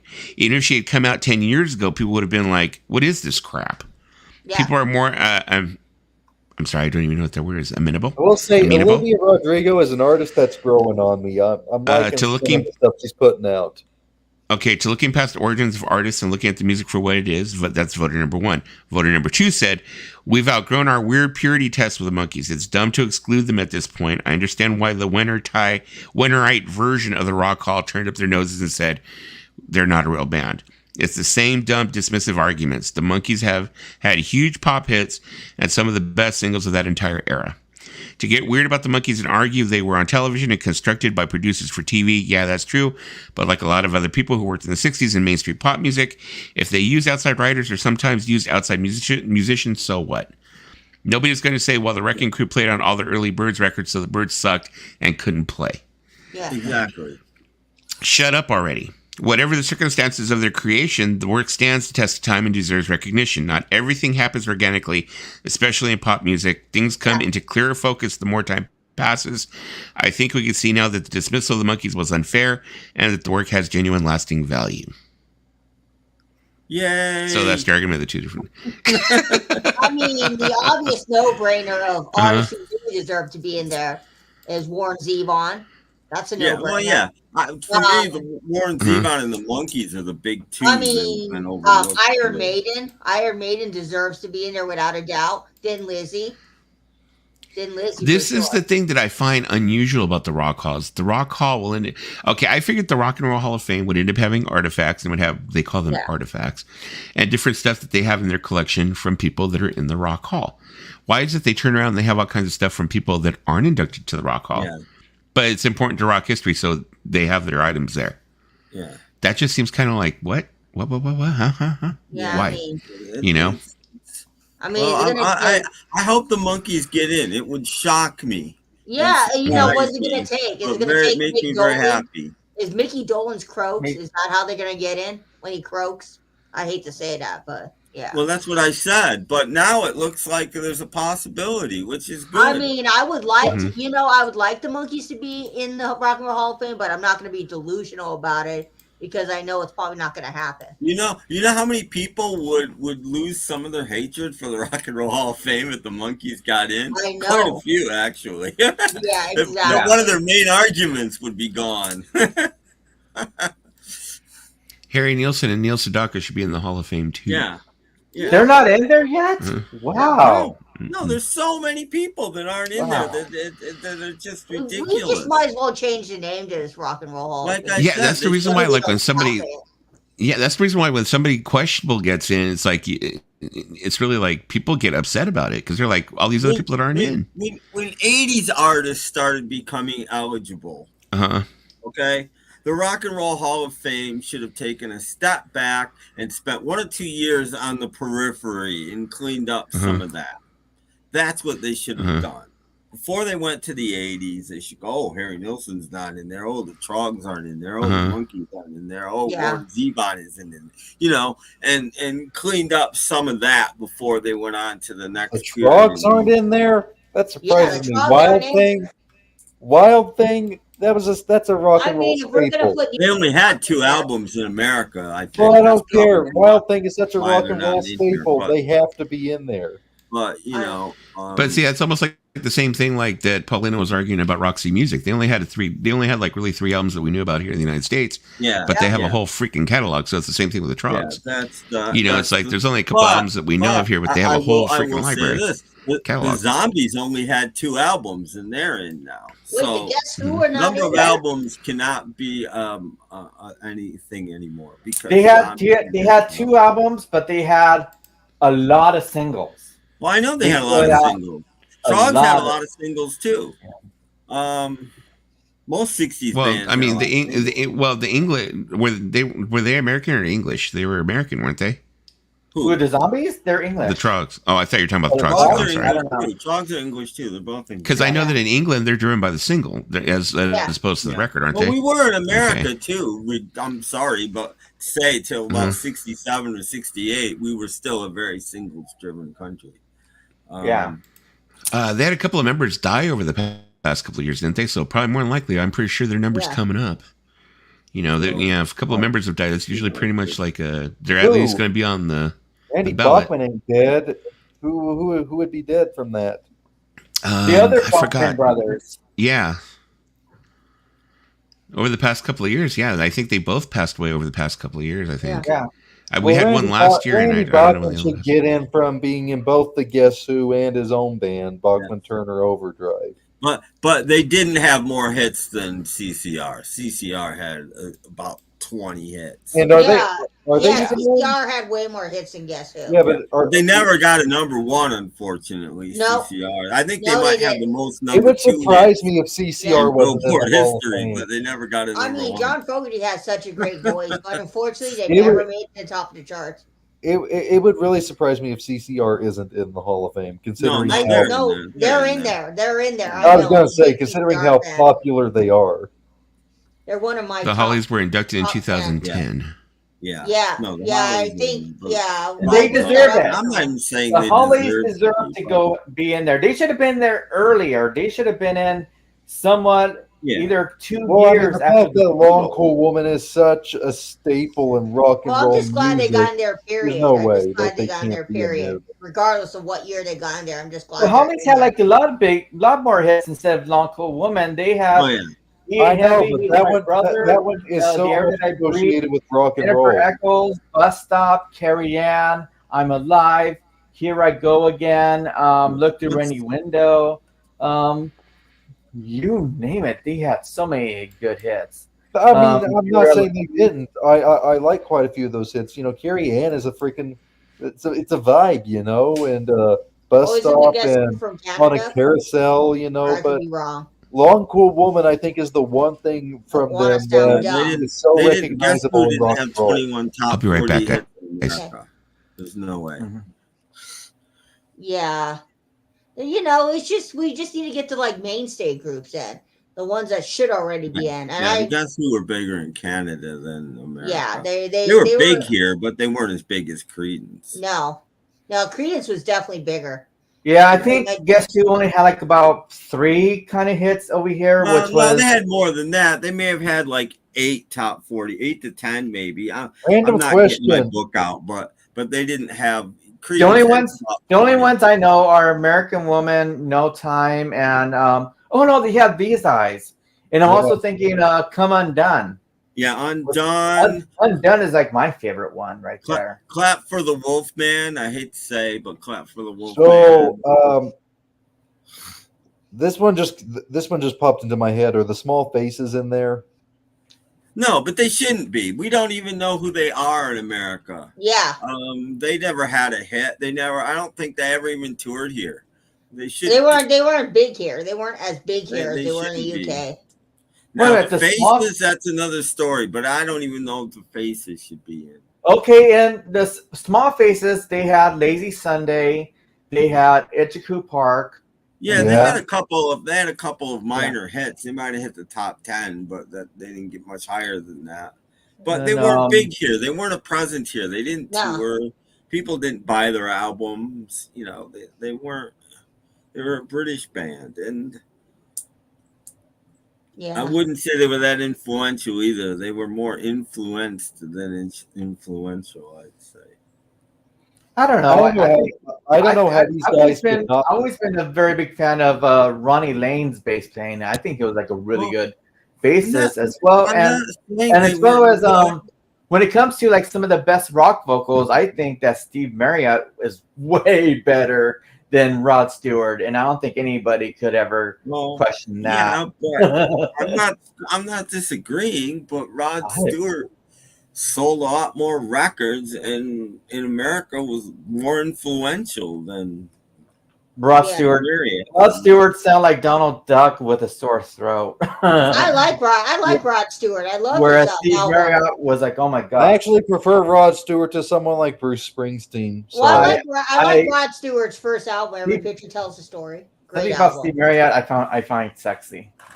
I'm not gonna lie. Rod Stewart, I'd say Rod Stewart had a pretty good solo career. He charted pretty well. He had a huge solo career. Yeah, because I have a bunch of his albums. I like Rod Stewart. Well, unfortunately, the Faces got lumped in with Rod Stewart's solo career because they were the band on a lot of his solo records as well, and so they got lumped in there. Unfortunately, yeah, they played on there. They should have kept it more separate than they did. Yeah, but they didn't.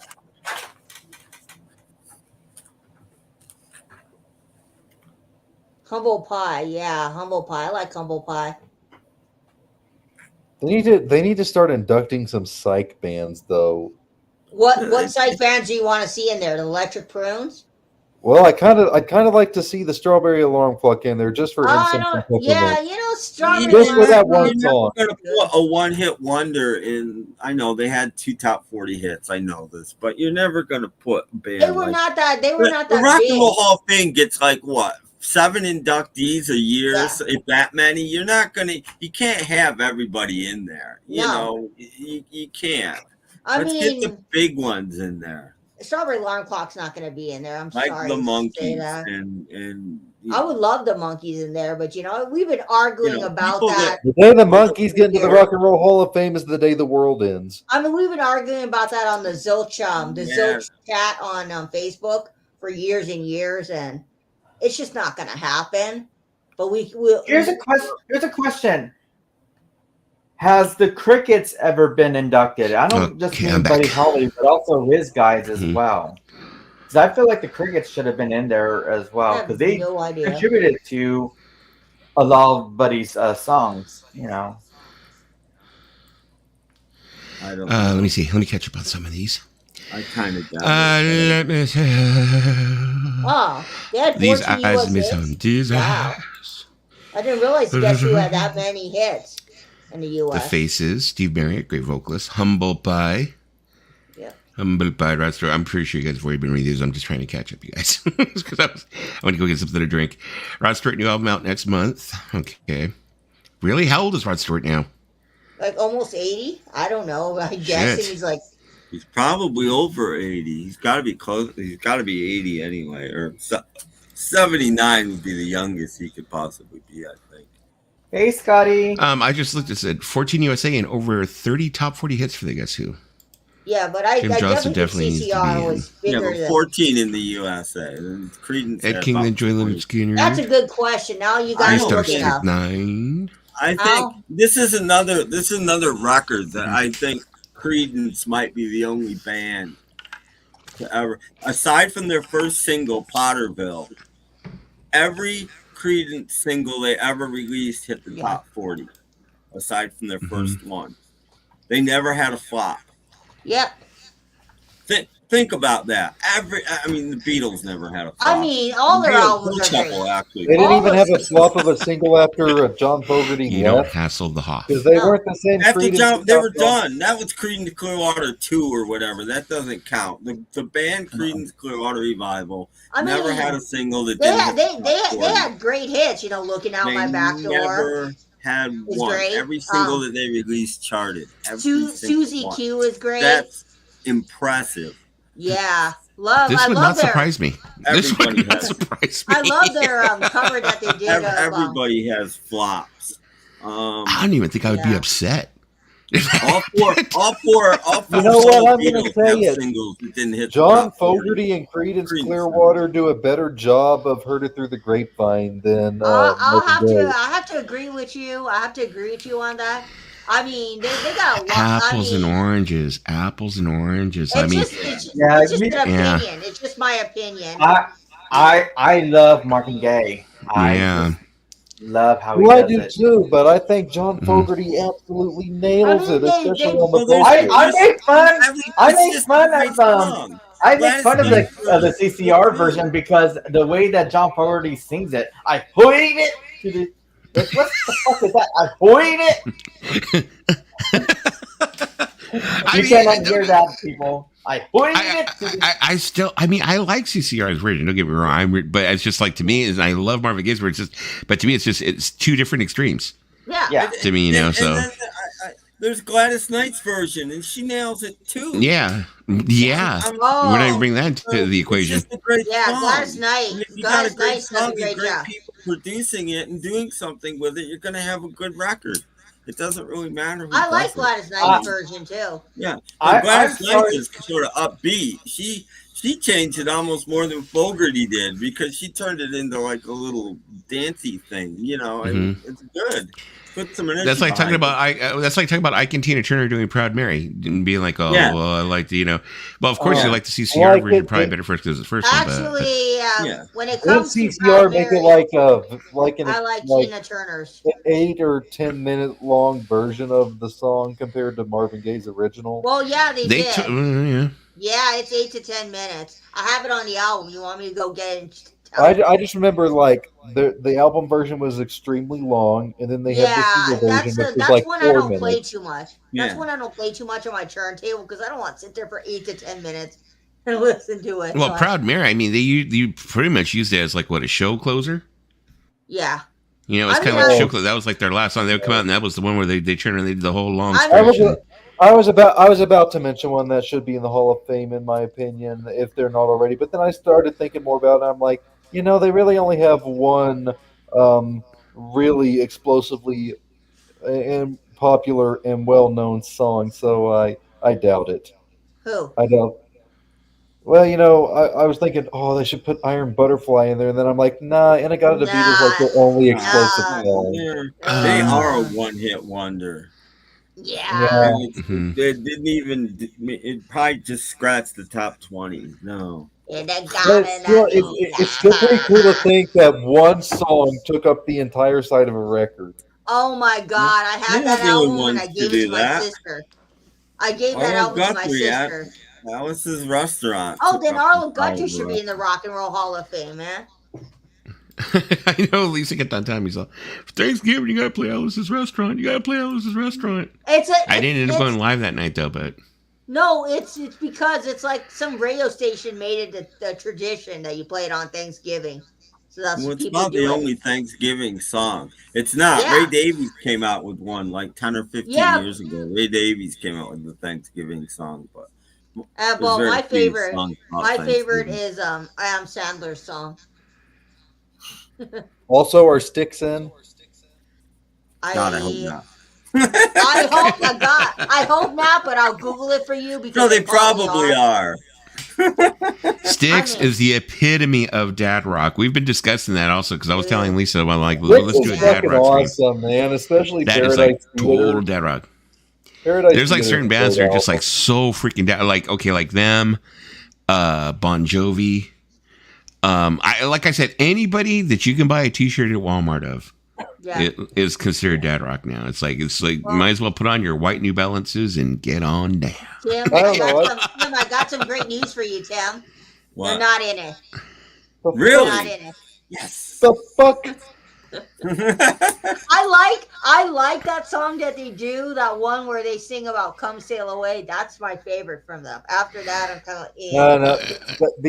What you need to do, the Paradise Theater album. That's where you need to go. I have two Styx albums. Okay, I have Kilroy Was Here, and I have The Grand Illusion. Yes, I paid my own money for those albums.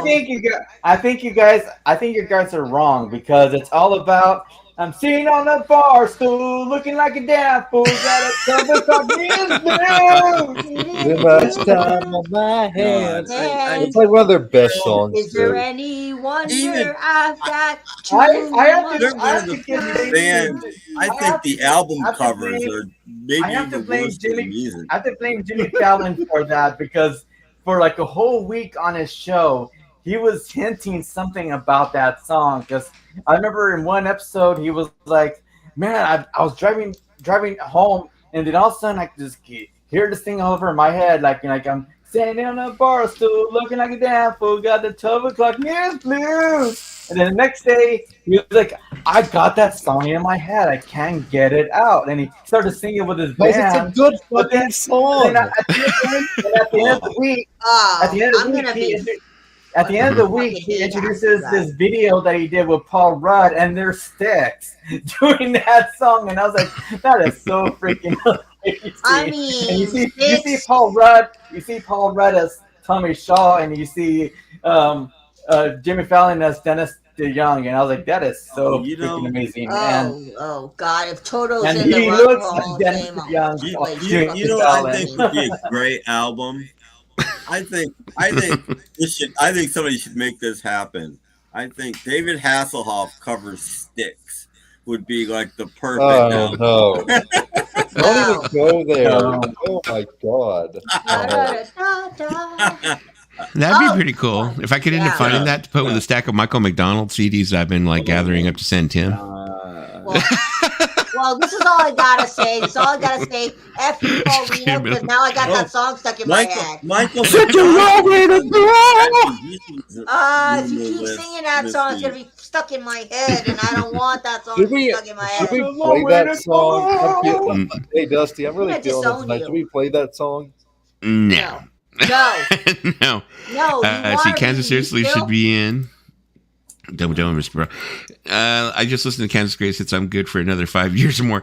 Yeah, it's like Styx. I mean, I know that Tim's gonna say that sounds familiar, but I'm sorry, but Styx is like one of those bands where I do have a few bands that are like that, where it's like, okay, I got a 2 CD like compilation that I got for like $7, and that's good enough. Anything that I could want is there. For me, anyways. Frog, and they just a lot of these bands. I don't believe that they mean it. They don't seem like they even like the music they play.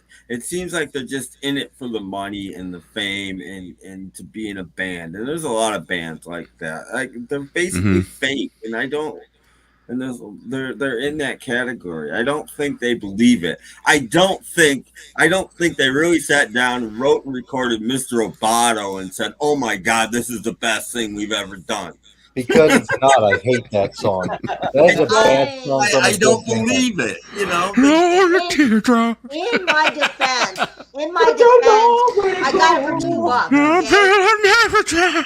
In my defense, Tim, I paid $2 for the Royal Whisper. Come home. No,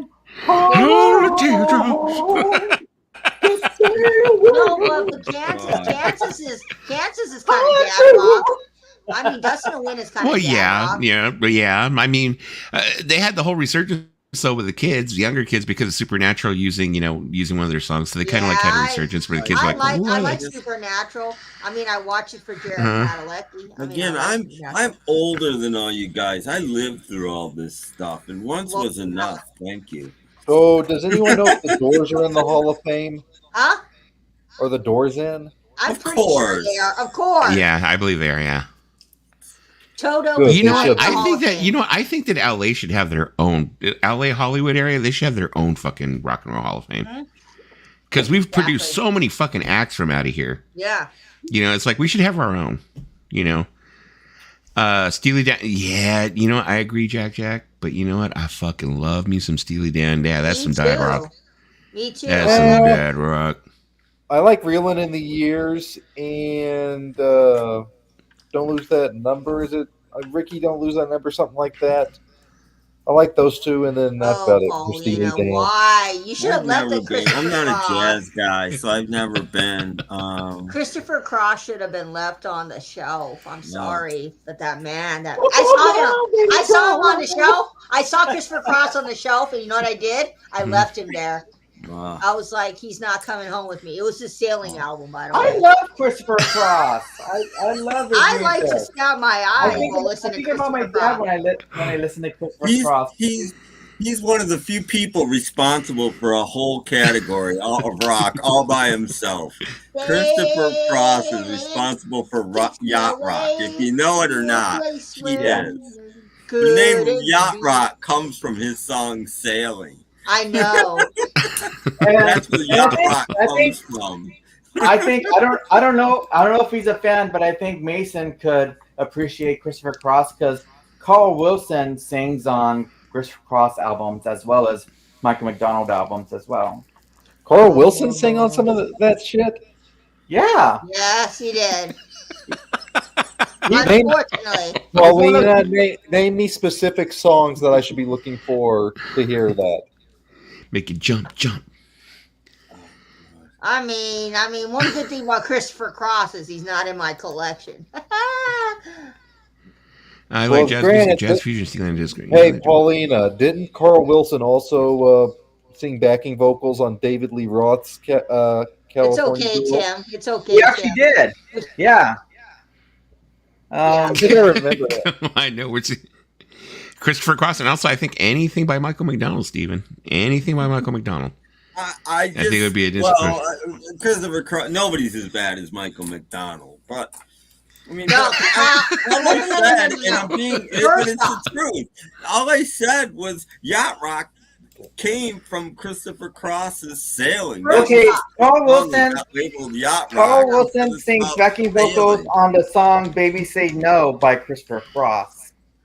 Michael McDonald's better than Christopher Cross. I said that. It's off of Christopher Cross's second album. I said that. Michael McDonald isn't better than anybody. Interesting. I'll have to check that out because I haven't listened to anything by Christopher Cross. I've heard of him, but I've never listened to his music. Well, Carl Wilson has always been involved with like a lot of these bands that are basically known as yacht rock bands. Like he sang vocals for Michael McDonald, Christopher Cross, America, and a few other bands. He's always been known for. Wait, he was with.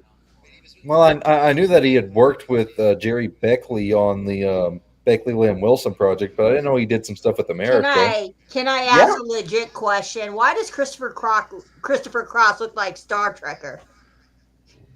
He kind of does. Yeah, chubbier version. Okay, here you go. No, just for he kind of does look like Star Trekker. I mean, if you're out there, Star Trekker, you just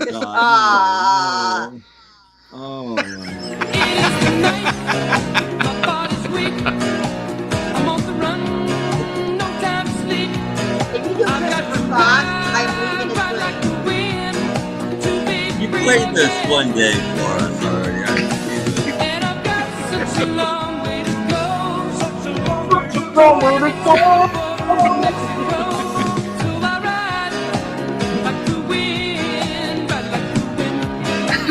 so hard.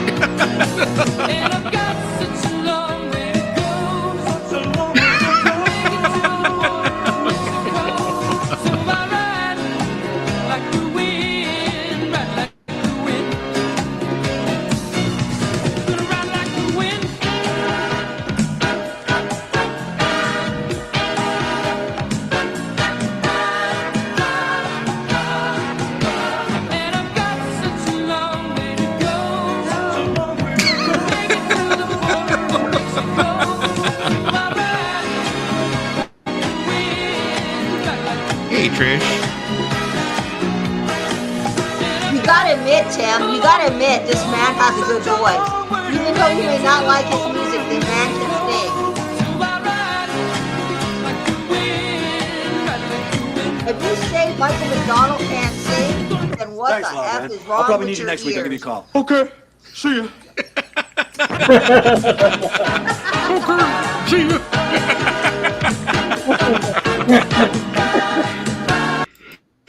He's like a superhero. And off to the night he goes. Look, Michael McDonald may not be everybody's cup of tea, but that man can sing, okay? Mm-hmm. I'm defending Michael McDonald. The man can sing.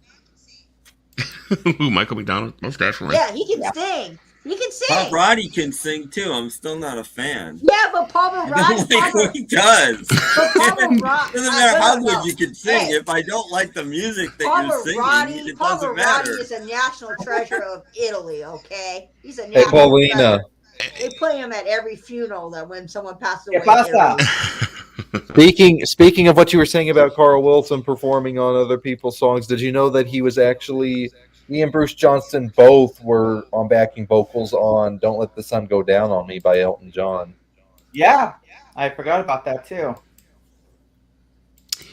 Yeah, me and my uncle had a discussion actually about Michael McDonald probably a couple of years back for Thanksgiving of all times.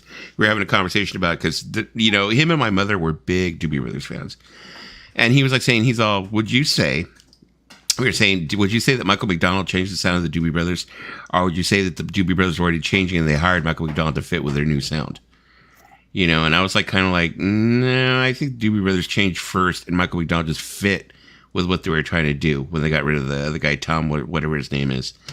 Because the other guy was already on drugs and everything else. That's the reason why they got rid of him. But because he was saying, I have a friend at work who's trying to say that Michael McDonald came in and changed the whole sound of the group.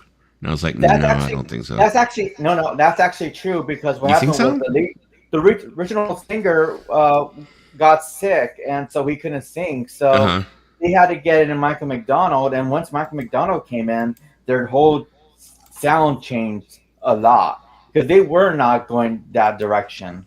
Okay, because I'd always thought that what happened was that was the direction they were going in, so that's the reason why they went with Michael McDonald, because they were okay, we're going to start mellowing it out more, not as heavy on the rock side. We're going to go ahead and we're going to, I guess go more to the yacht rock. They didn't call it that back then. But I think Michael McDonald was already synonymous with the kind of music that he made because he was also one of the lead vocalists for Steely Dan during the beginning.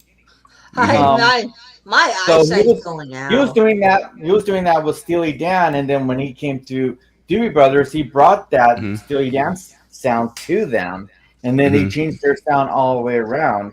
So that's why they sound the way they did, because of Michael McDonald's presence. But it was not planned for them to do that. It was planned for Michael McDonald to continue doing the sound that they were doing already, but they end up changing their sound to. I mean, to Stu if Michael. we're gonna talk about my favorite Michael is obviously Michael Jackson. I'm just saying. Because he asked people to. My favorite Michael is Bublé. No, Michael Jackson. Michael Bublé. Jackson. Crickets. Michael Jackson never did a bad album, in my opinion. Michael Bublé never did a bad song. You gotta wait a little bit between them because otherwise they'll end up getting you, William. My favorite Michael would probably be Nesmith. Look. Michael Bublé is the same as Josh Groban. Only grandmas go to see him, and I was there to witness fuck! Josh. Here we go with the groping. I agree. You know what? I agree. I have to agree with Tim. My favorite Michael is Nesmith as well. You know. Well, Michael McDonald coming in at number 2. No. It's all about Nesmith. Okay. I revised my list. Michael Nesmith's number 1, and Michael Jackson's number 2. Where does Michael Bublé fall on the list? Not on the list. Michael Bublé is a wannabe Josh Groban.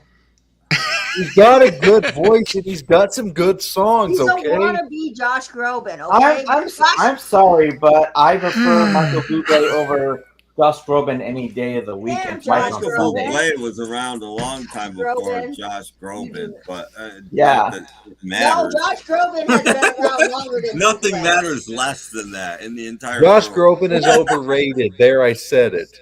Well, that's fine. You guys. My favorite Michael is Michael Jordan. There you go. Everybody wants to be like Mike. Your opinion. You're entitled to your opinions about. I saw him Michael being Bublé overrated. 3 times But live. Michael Bublé is overrated as well. They're both overrated. I think Vinyl Kicks and William are going to go at it again. Vinyl Kicks wants to beat William the Flipper. Here we go. No, because Vinyl Kicks wants sneakers, I think, or something. He's going to trade. You two go sit in the corner and be nice. Share your toys. Be nice. Well, I'm sorry, not sorry to say that I put Michael Jackson in the same category as Michael Love. 2 Michaels I hate. Oof. Yeah. Well, I love that Thriller album. Damn. You know. Oh, so, sorry, Tim. Paulina, I'll be slightly controversial here. Michael Jackson, you're gonna sit there and compare Thriller to Looking Back with Love. Yeah. No, look. There's no comparison. Thriller is amazing. Looking Back with Love's a piece of shit. Thriller is an amazing album. I mean, I get it. You guys don't like Michael Jackson, but I'll stand here alone with my Michael Jackson love. I'm alone on my love for Michael Jackson. It's okay. I put Michael Jackson in the same category as Gary Glitter and Rolf Harris. There, I said it. Yeah. There you go. Whoa. Yeah. Well, I put Michael Jackson in the same category as Prince. Oh, dude, no.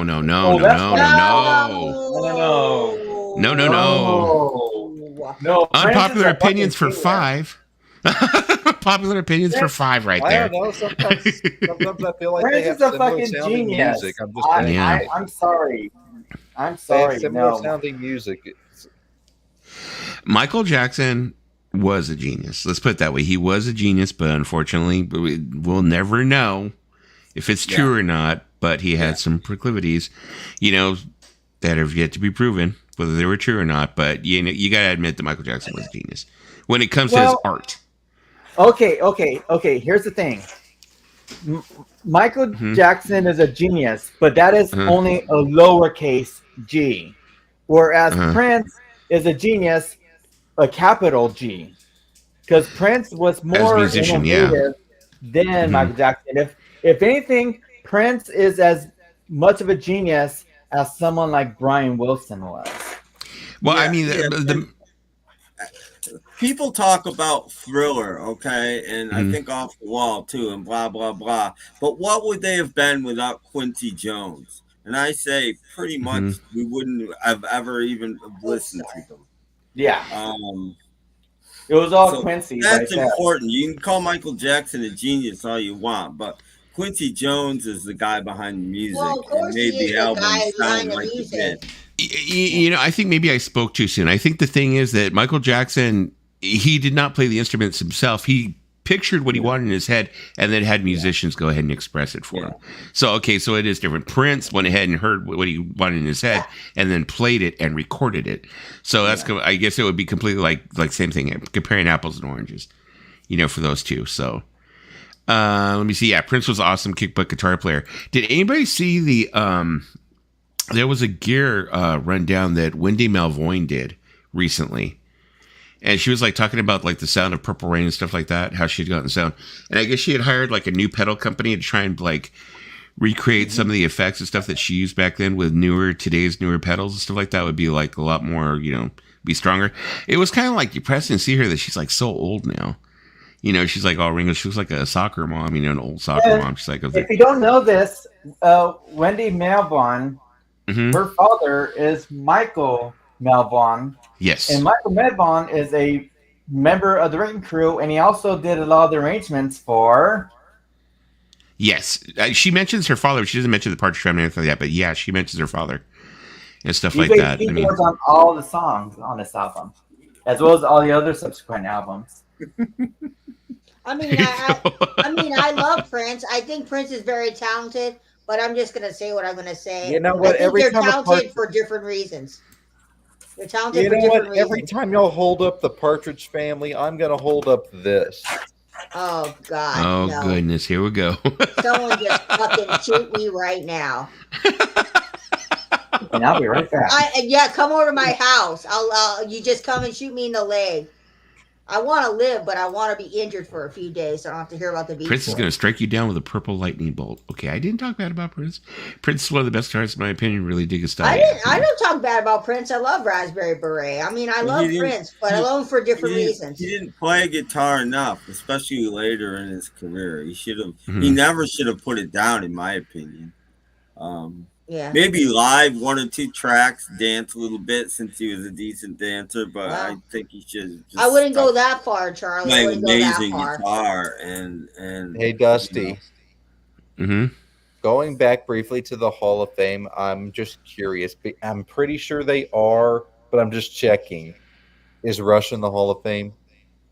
I don't think they are. No, they are. I'm pretty sure they are. Okay. I think so. Did it happen prior to Neil Peart's passing? Yeah, it did. Okay, now the reason why I'm mentioning that is because was it yesterday? I think I had sent to Lisa and Paulina. I had sent them the picture that Geddy Lee. Yeah. I guess there was Neil had a certain drink that he always wanted to have before he went on stage. And I guess it was his birthday or the anniversary of his passing the other day or something. That's right. His anniversary was January the 7th. Okay, yeah. So he took a picture of like his favorite like shot drink or whatever. He's like, something like backstage, your favorite drink or something like that. Your pre-game warm up or whatever the hell it was, Oh, Rush was 2013. Thanks, Charlie. I was going to say, I think about 10 years ago, and I would have. Pumping vinyl. Fuck no. Sorry. Richard Jimi Hendrix, yes. I have to disagree with you on that. Let me see. The only Rush that belongs in there is the Canadian group, not Rush Limbaugh. I don't think Rush Limbaugh's in the Hall of Fame. I think where he's at, it's very, very hot. I don't know if that's DJ Chris. They are my favorite band. I don't know if I'd say they have the best harmonies. They do have some of the best harmonies, but the best, I'm not sure on that one.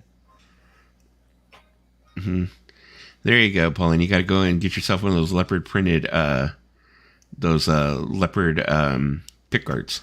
So it looks exactly like Prince's Telecaster. I'm just stating what I feel. Pumping. I have to say this. I like to see someone like Michael Jackson do what he could do on a Telecaster like Prince could. Because Prince could rock a Telecaster. Yeah, well, Michael Jackson's not a guitar player. He's more for his vocals. That's what Michael Jackson. Well, like I had said, the thing was that Michael Jackson like heard it in his head, and then he tried to explain it as best he could to musicians and let them play it for him. Stuff like that. So it's very similarly, and this is not a known fact because this is it's been explained in documentaries that this is how Brian Wilson's thought process was, that he would hear something in his head and he would try to basically put it on paper and have the Wrecking Crew play it. And Paulina knows what I'm talking about. It was like a session during Pet Sounds.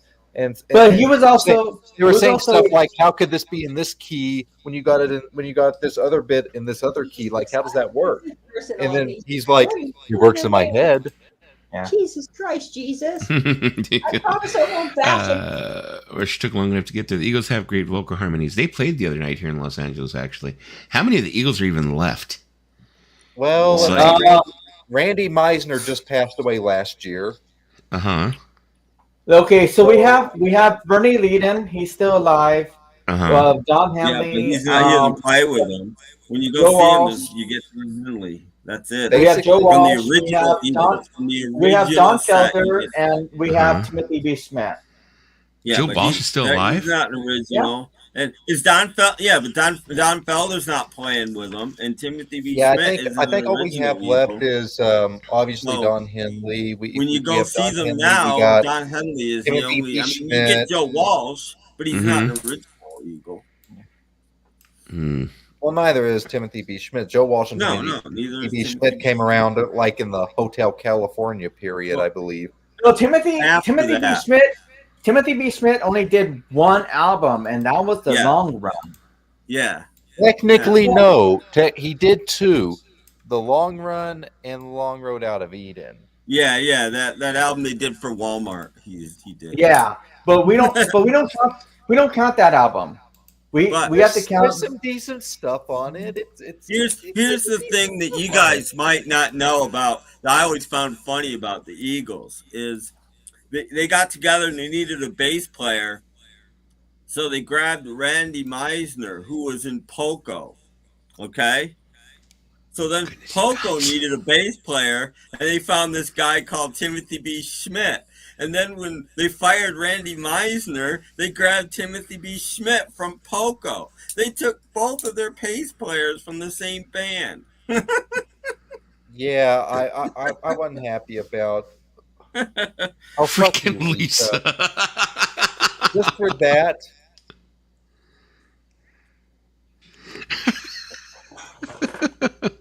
I'm sorry, I have to do that. I am on a moody cycle right now. There you go. So the Beach Boys, the Pet Sound sections. I like the Beach Boys. Don't get me wrong. I wish I owned that box set, Paulina, but it's so pricey these days. It's so pricey. Who wants to join me?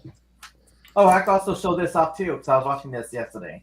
Yeah, I'll show something. I want that as well. There you go. Show I want that only just showing something that it has not anything what we're talking about, which is whatever else.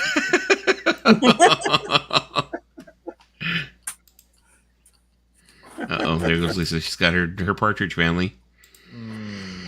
Poco. Let me go grab some more Beach Boys albums. Oh no. Oh no. Let me see. The Birds are great too.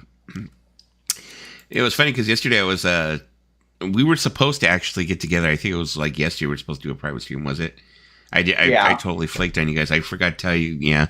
We were going to watch the Partridge Family dramatization of their story and the Monkees dramatization of their movie and stuff like that. So we forgive you, Dusty, because I know tomorrow. Yesterday you were in mourning because of yeah. Oh, no. Yeah, you know what I'm talking about. You know the whole freaking like peanut gallery is going to go like crazy when they end up hearing about it. Every time Partridge Family is pulled up the on Cowboys. screen, I'm going to pull the Cowgirls album. Huh? Every time you'll hold up the Partridge Family, I'm pulling out this. I'm like, in the corner a lot in school, Mason. Where you had the big tall bunk cap on and just sat in the corner most of the time, facing the wall, so the other students didn't have to look at you. Like losing my religion. Be nice, you guys. Come on now. You like Mayo. Mayo probably doesn't get along with others. For me, Charlie, it's always revolving. My taste in music has always changed throughout the years. For instance, there's a time where I thought I would never, ever like the Beach Boys or the B-52s. But wait a minute. As time went on, I found myself loving the Beach Boys and B-52s. There was a time I thought I'd never like Genesis or Phil Collins. Same thing. I did like Phil Collins, but I wasn't sure if I was gonna like Genesis. Yeah. No, my taste. There was a time when I is hated changed. Michael McDonald, and I still do. Yeah, there was a time when I hated Christopher Cross, and I still do. But no, Tim. What question? My musical taste has grown. I wouldn't say it's changed. It's grown. It's spread out. It's still spreading out. Pumping vinyl. You don't want to do that. As a kid, I liked the Beatles and the Partridge Family, and the night Chicago died and all this stuff, and I still love that stuff. It hasn't changed. I've never moved away from the stuff I liked as a kid. I think Snee will back me up on this. I think he's the same way. It's grown. I've encompassed a lot more into what I like than I started out with, but I still like the stuff that I listened to when I was like 10 and 12. I think music taste do. I think music taste do evolve. I mean, I've always been a person who's always into different kinds of music. I've never been one to just put myself in a box and listen to one specific genre. And I give artists a fair chance. I'll listen to a few songs by them. And if I don't like them, I'm not going to continue to listen to them. But when I look at my collection, I got all kinds of, different artists. I got OJ, I have Pawn, I have Tame Impala, I have King Gizzard, I have Olivia Rodrigo. I have a lot of variety. What? I always tell myself I'd never like Clay Aiken, but now I can't stop singing his debut album in the shower. Oh my god! I love you, Star Trekker. I love you. Never change. I'm gonna let you in on a little something, Star Trekker. I voted for Clay Aiken when he was in American Idol. Okay, I'm gonna hide my face. I think the main thing with me is like, to this day, Lisa still sings Clay Aiken in the shower as well.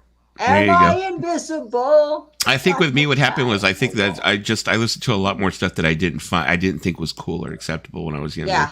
So I think that's the main thing that happened, is I expanded. But then again, also, I mean, my mother was very eclectic, so I grew up with all kinds of different like music in the house. So it could be, anything from Motown to jazz, Motown. She was all over the place. You never knew what she was going to play, even Spanish music and stuff. So it's like you never knew what she was going to play. So I think as I'm getting older now, I'm like being the same way. Yeah. That's the thing that happened between the time that I grew up, Dusty, and you grew up. And definitely Lisa and Paulina. That when I was a kid, nobody worried about being cool, I think, to be honest, my theory is Happy Days did that. Happy Days, because the Fonz was cool. Happy Days influenced cool into society. Back when I was a kid, you listened to what you listened to, and nobody cared. Yeah. You didn't listen to something but because it was cool. You listened to something because you liked it. And that changed now, and I feel sorry for kids and people that feel like they have to listen to this because it's cool. Listen to what you like. I said, cool wasn't a thing yet when I was a kid. It's. I got into these guys because it's what my grandparents used to play as a kid. They would always play like their greatest hits stuff, which was full of surfing and car songs and shit. And then, so I had always known the Beach Boys, but it was only later when I started diving into them and digging deeper that I discovered stuff like Pet Sounds and Smile and exactly. Stuff. I mean, I got into them because of my dad. Because my dad, I told the story. My dad in 1964 had a job interview. Right, he ditched his job interview to go see the Beach Boys play at the beach in Anaheim. He's like, "Fuck it, I don't need my job. I'm gonna go see the Beach Boys." So he went. Well, you grew up with all kinds of different music, though, Lisa. I mean, just from those interviews that you did with your dad, him talking about some of the music he did, you could tell a lot of where your influences came from. Yeah, well, because my dad was a teenager. My dad was a teenager in the late 50s, so he remembered the news when Buddy Holly passed away. He was about He was 19 when Buddy Holly passed away. I think we know what she means. So Steven, he's like, there's no beach in Anaheim. Not Anaheim. It was near there, somewhere in the OC. I'm like, my mind is drawing a blank. But yeah, my dad, when I was young, my dad played a lot of different stuff. You know, I think you're confusing Anaheim with Monterey Park. No, I think it might have been not Anaheim. It might have been Newport. I know. I'm pulling a cap right now. Thanks, Cap. Well, it could well be that he had a dream that he saw them. No, my dad did see them. I just forgot where. You can watch one of my interviews with my dad. He saw them. He saw the Smutters Brother. He saw Kingston Trio a handful of times. He saw Elton John before he became big. Elton John played at the LA County Fair. He went and took his one of his nieces to go see him, and he was front row. So was this before Empty Sky? Well, this was like before he got. Elton John didn't become big in America till 73. He saw him in 70. That's when he saw Elton John. Elton John didn't really crash into America till 70. I definitely say that all of us on this panel could say our family has kind of influenced us into getting into music. That, you know, music does, your family does shape what you listen to. And with my dad, it was a lot of folk, a lot of rock. He was also into blues, jazz. Yeah, if you're out there, jazz bones. My dad loved that. The thing with Elton John was that he didn't break out in America till 73, but he did have a following in LA and early on because he always played the troubadour. Yeah, I'm not saying he didn't have a following. I'm just saying, you know, people think of him as this huge icon from around 71 or something. You know, it just didn't happen. Didn't happen until like 73. He didn't really blow up in the States until like Goodbye Yellow Brick Road. Well, the hit before that was Daniel, and that was pretty huge. I mean, your song started him, and then I mean, he had hits before, but nothing. And then your song, and then Daniel, and then Crocodile Rock was explosive. And bam! Now he's huge. Whatever fight you two have, take it to another stream. Take it to the river. To answer your question, Dwayne, my dad did not see Buddy Holly live because when Buddy Holly was big, my dad was a teenager. Did he see? And he was really into Kingston Trio back then. So Lisa, did your dad get to see Chuck Berry live back in the 50s? I have no idea if my dad saw Chuck Berry. He saw Chubby Checker. My dad saw Chubby Checker live. And he said that when he saw him live, it really changed his perception of Chubby Checker, and he really enjoyed him. Same with Bobby Darin. He didn't really care much for Bobby Darin's music until he saw like a live performance that Bobby Darin did. Isn't Chubby Checker still kicking? I think so. He's still alive. But my dad played my town a couple years ago. I'm like, what the God? The guy's like 90. What the hell? Take your shit elsewhere, Pumpin' Vinyl. Don't bring our stream down. Hey, so have y'all heard this? Well, it's a controversy going around social media, but have y'all heard the controversy about Smokey Robinson's new album? Oh, I heard the name, and he explained what it was. He's like, get your mind out of the gutter, people.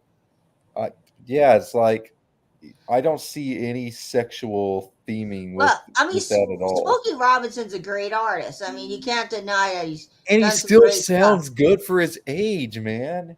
I mean, yeah. I mean, it was some kid had asked why he named his album Gasms. And he's like, get your mind out of gutter, kid. My album is not about what you're thinking it's about. It's about happiness. You can see it on TikTok. He replied to the kid.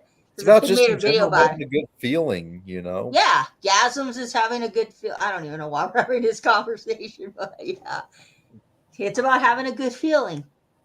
Ignorant people just tend to think that other people are ignorant instead of themselves. No, well, he was a young kid. That's the worst kind of it. When you're so stupid that you don't know that you're stupid, you're in trouble. Well, you know, he was a young kid. In the world that he way looked like he was about Mason's age. He was a relatively young kid, so I don't think every young kid knows everything. So I kind of was like, yeah, I think he probably is not really like well acquainted with. Yeah, but if you don't know, you should shut up till you find Yeah, out. This well- is what's wrong with people today. They're ignorant and they don't know anything, but they're going to talk about it anyway. Smokey Robinson answered his question. It did, so he got his answer. The biggest feud since Lisa blocked out Little Caesars Pizza. Oh yeah, don't remind me. Yeah, I'm still blocking him. I'm still blocking him. What I miss? Wasn't that the guy that was really causing Richard some grief? Yeah, we don't mention names. Okay. Oh, I hate. My least favorite Elton John song is "Crocodile Rock." I just hate that song. But well, I mean, because it's so overplayed, and that was the other one. That was the other one. That was growing up as a kid. Rock. Growing up as a kid, when anyone would mention Elton John, it would always be about Crocodile Rock this and Crocodile Rock that. I mean, my dad saw that. That's what was going on then, though. That's what was going on. I mean, the big artists of the day were like the Sweet and the Raspberries, and it was all.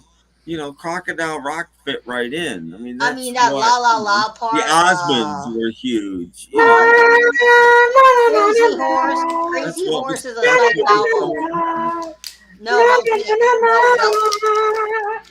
Go, here you go, Lisa. Speaking of open butt music. I love that album. See, I do like this album, even though Me too. Yeah, I think it's a great album. I have surprisingly the artist from the music. I like Rock With You off that album. Me too. Surprisingly, these picture discs, these discs sound really freaking good. Surprisingly, so I know. Well, of course they're modern picture discs. Yeah, so of course they sound way better. Yeah, modern ones because you wouldn't because this one sounds good. The original one. Yeah, like this one. This one's a newer one too. That's a newer picture disc. This one sounds really clean too. Yeah, you would. I mean, very little surface noise. Surprisingly, I only have one, and it sounds okay.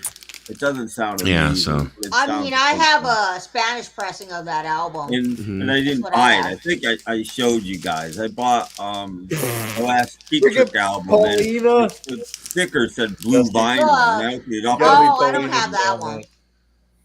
Is it safe to say that Michael Jackson's 3 best albums are Off the Wall, Bad, and Thriller, right? And maybe History. History was a good album. He's giving you the eyes, Paulina. Sounds so good. Bread and butt cheeks. You know what? I'm going to go out on a limb here. Where do you guys? Michael Jackson's best 3 albums are ABC. I don't know what the second album is called, and third. Those are. Jackson 5 was great. No, you're good, Vinyl. Considering no, I love you, Kicks. I love you. Nah, you're good, Kicks. You're good. No, I'm not. Yeah, don't worry, Kicks.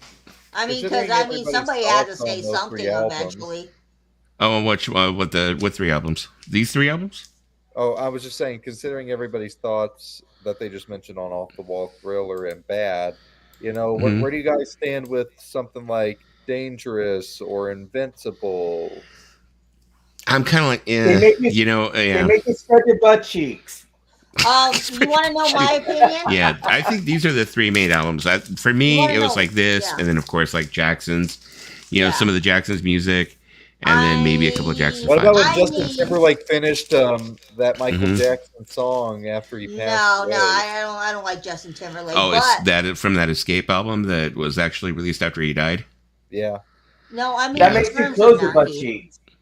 Makes close, yeah. In terms of 90s Michael Jackson, my favorite is probably History, because I just really enjoyed that album. But it's always going to be 70s, late 70s Michael Jackson, 80s always going to be the best, and his best 3 albums is always going to be Bad, Thriller, and his late 70s album. Off the Wall. Oh my gosh. What did I walk into? Oh. Richard Dolan eats peanut butter pie? Whoa. I'm like, he makes peanut butter pies. He's like, it's like the old joke where he's all, He's all milk, lemonade, round the corner, fudge is made. Put your finger in the hole, then you get a Tootsie Roll. Oh, we all know that Richard would spread his butt cheeks for Michael Jackson. Freaking Elise. You didn't have to go there. You know, My favorite Michael Jackson albums never got made after he passed. You know who else he would spread his butt cheeks for? Karen Carpenter. No. Probably Lisa Marie. Okay, I'm going to hell. Yeah, come on, William. I need to keep it going now. You guys are good. Shit, Tracker, I blocked him for that reason. I love it. And I said what I said. My favorite Michael Jackson album was the one that never got made. Yeah.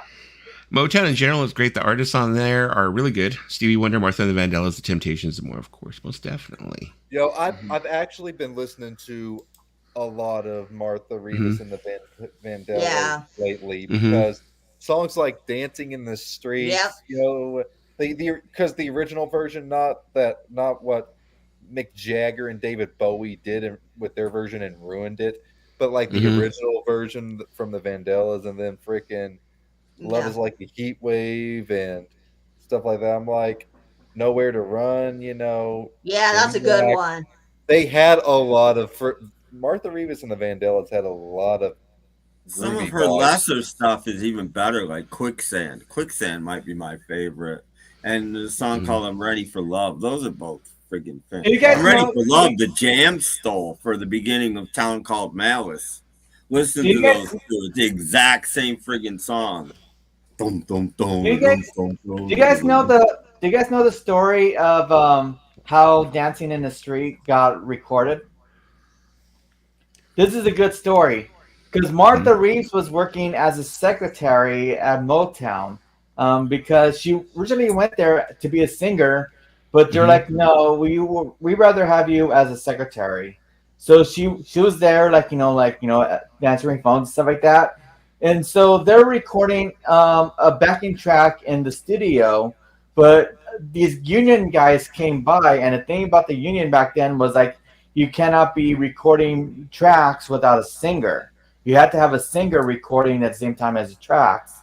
And so these guys showed up out of nowhere, and they're trying to find like someone to sing on this. What if you're an instrumental band? Recording. They're trying to find someone to sing on this recording, but they couldn't find a singer. But then Martha Reeves says, "Hey, I can sing.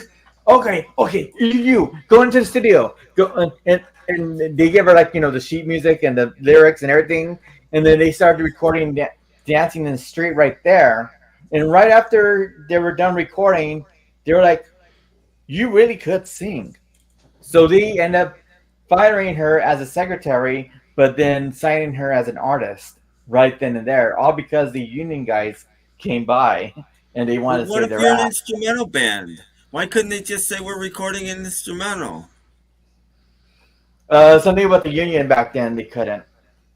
But there's instrumental bands. I'm saying, I mean, between 1960 and like 1964, believe it or not, each of those years had over 100 instrumentals in the top 40. Instrumentals were huge back then. Huge. I think Here's of a Clown was when it came to Motown.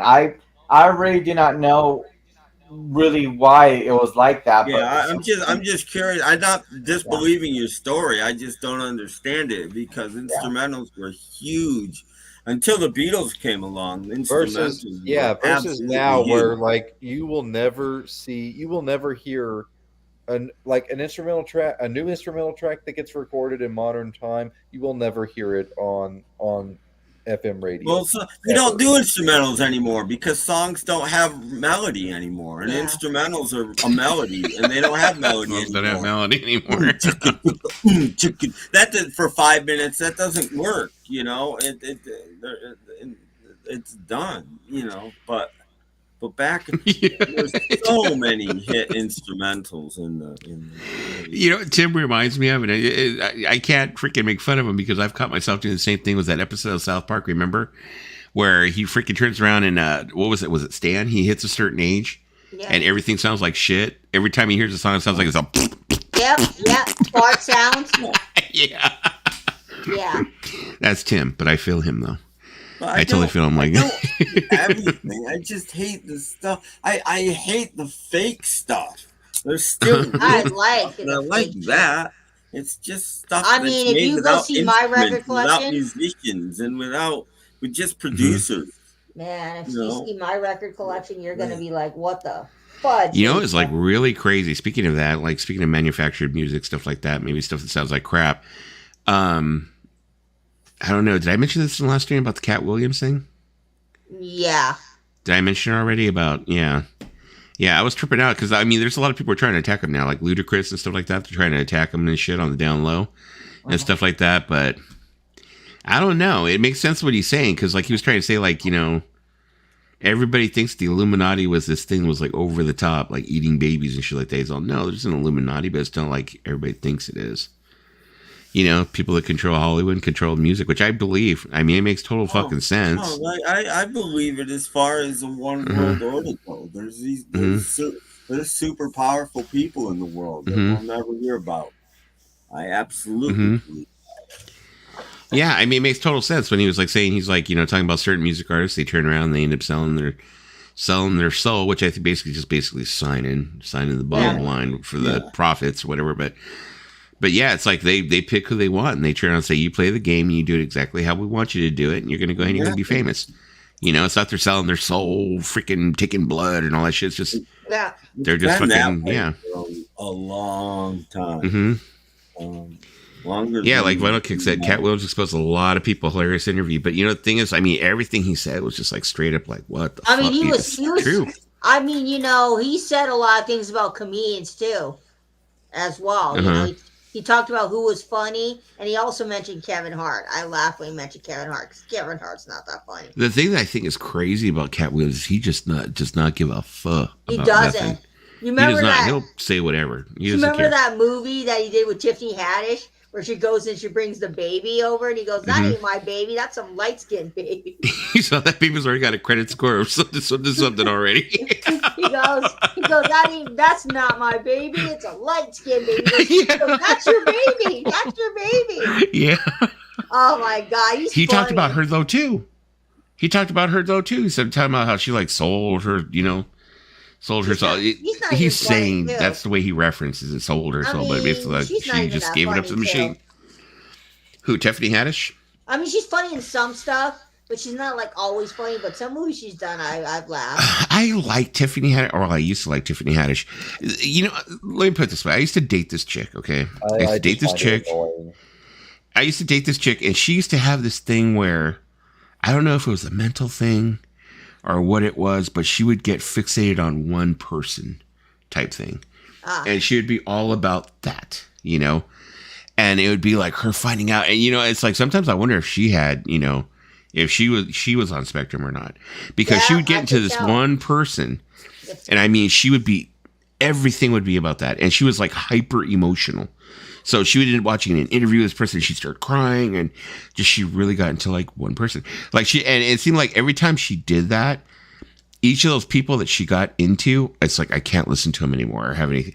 Like Lady Gaga, you know, she ruined it for me because she got so into Lady Gaga, and I had to hear everything about Lady Gaga 24/7. And she got a tattoo of like a Lady Gaga lyric, and Lady Gaga this, and Lady Gaga said that, and Lady Gaga just over and over. And she did the same thing with Tiffany Haddish, and that's the reason why like now I'm like totally turned off about Tiffany Haddish. It's like I'm just totally trying. And I used to like remember like if I was into something and she started listening to it, I'd be like, oh fuck no, don't get into my thing. It started getting like stupid like that, where I was like, oh, please don't get into my thing. You know, like when I was really into 21 Pilots and she was starting to like listen to 21 Pilots, I was like, oh, fuck no. No. You know, I was like, no, please don't ruin them for me too. I mean, at least the music I like. Dusty, you dig 21 Pilots? Yeah. Oh, yeah, definitely. At least the music I like, you don't like it. Like BTS, you won't touch it with a 10-foot pole. So I'm happy about that. No. Dusty, you got a favorite particular album? That's a good question. I would say probably like my favorite 21 Pilots album has got to be the debut album. Well, the first album. It's not a major label debut. It's called 21 Pilots, just the first album. I don't know which album is it that's got Stressed Out on it and stuff. Oh, that's like Blurry that. Face. That's Blurry Face. Yeah, that's their and then their second major label album. Yeah, second major label.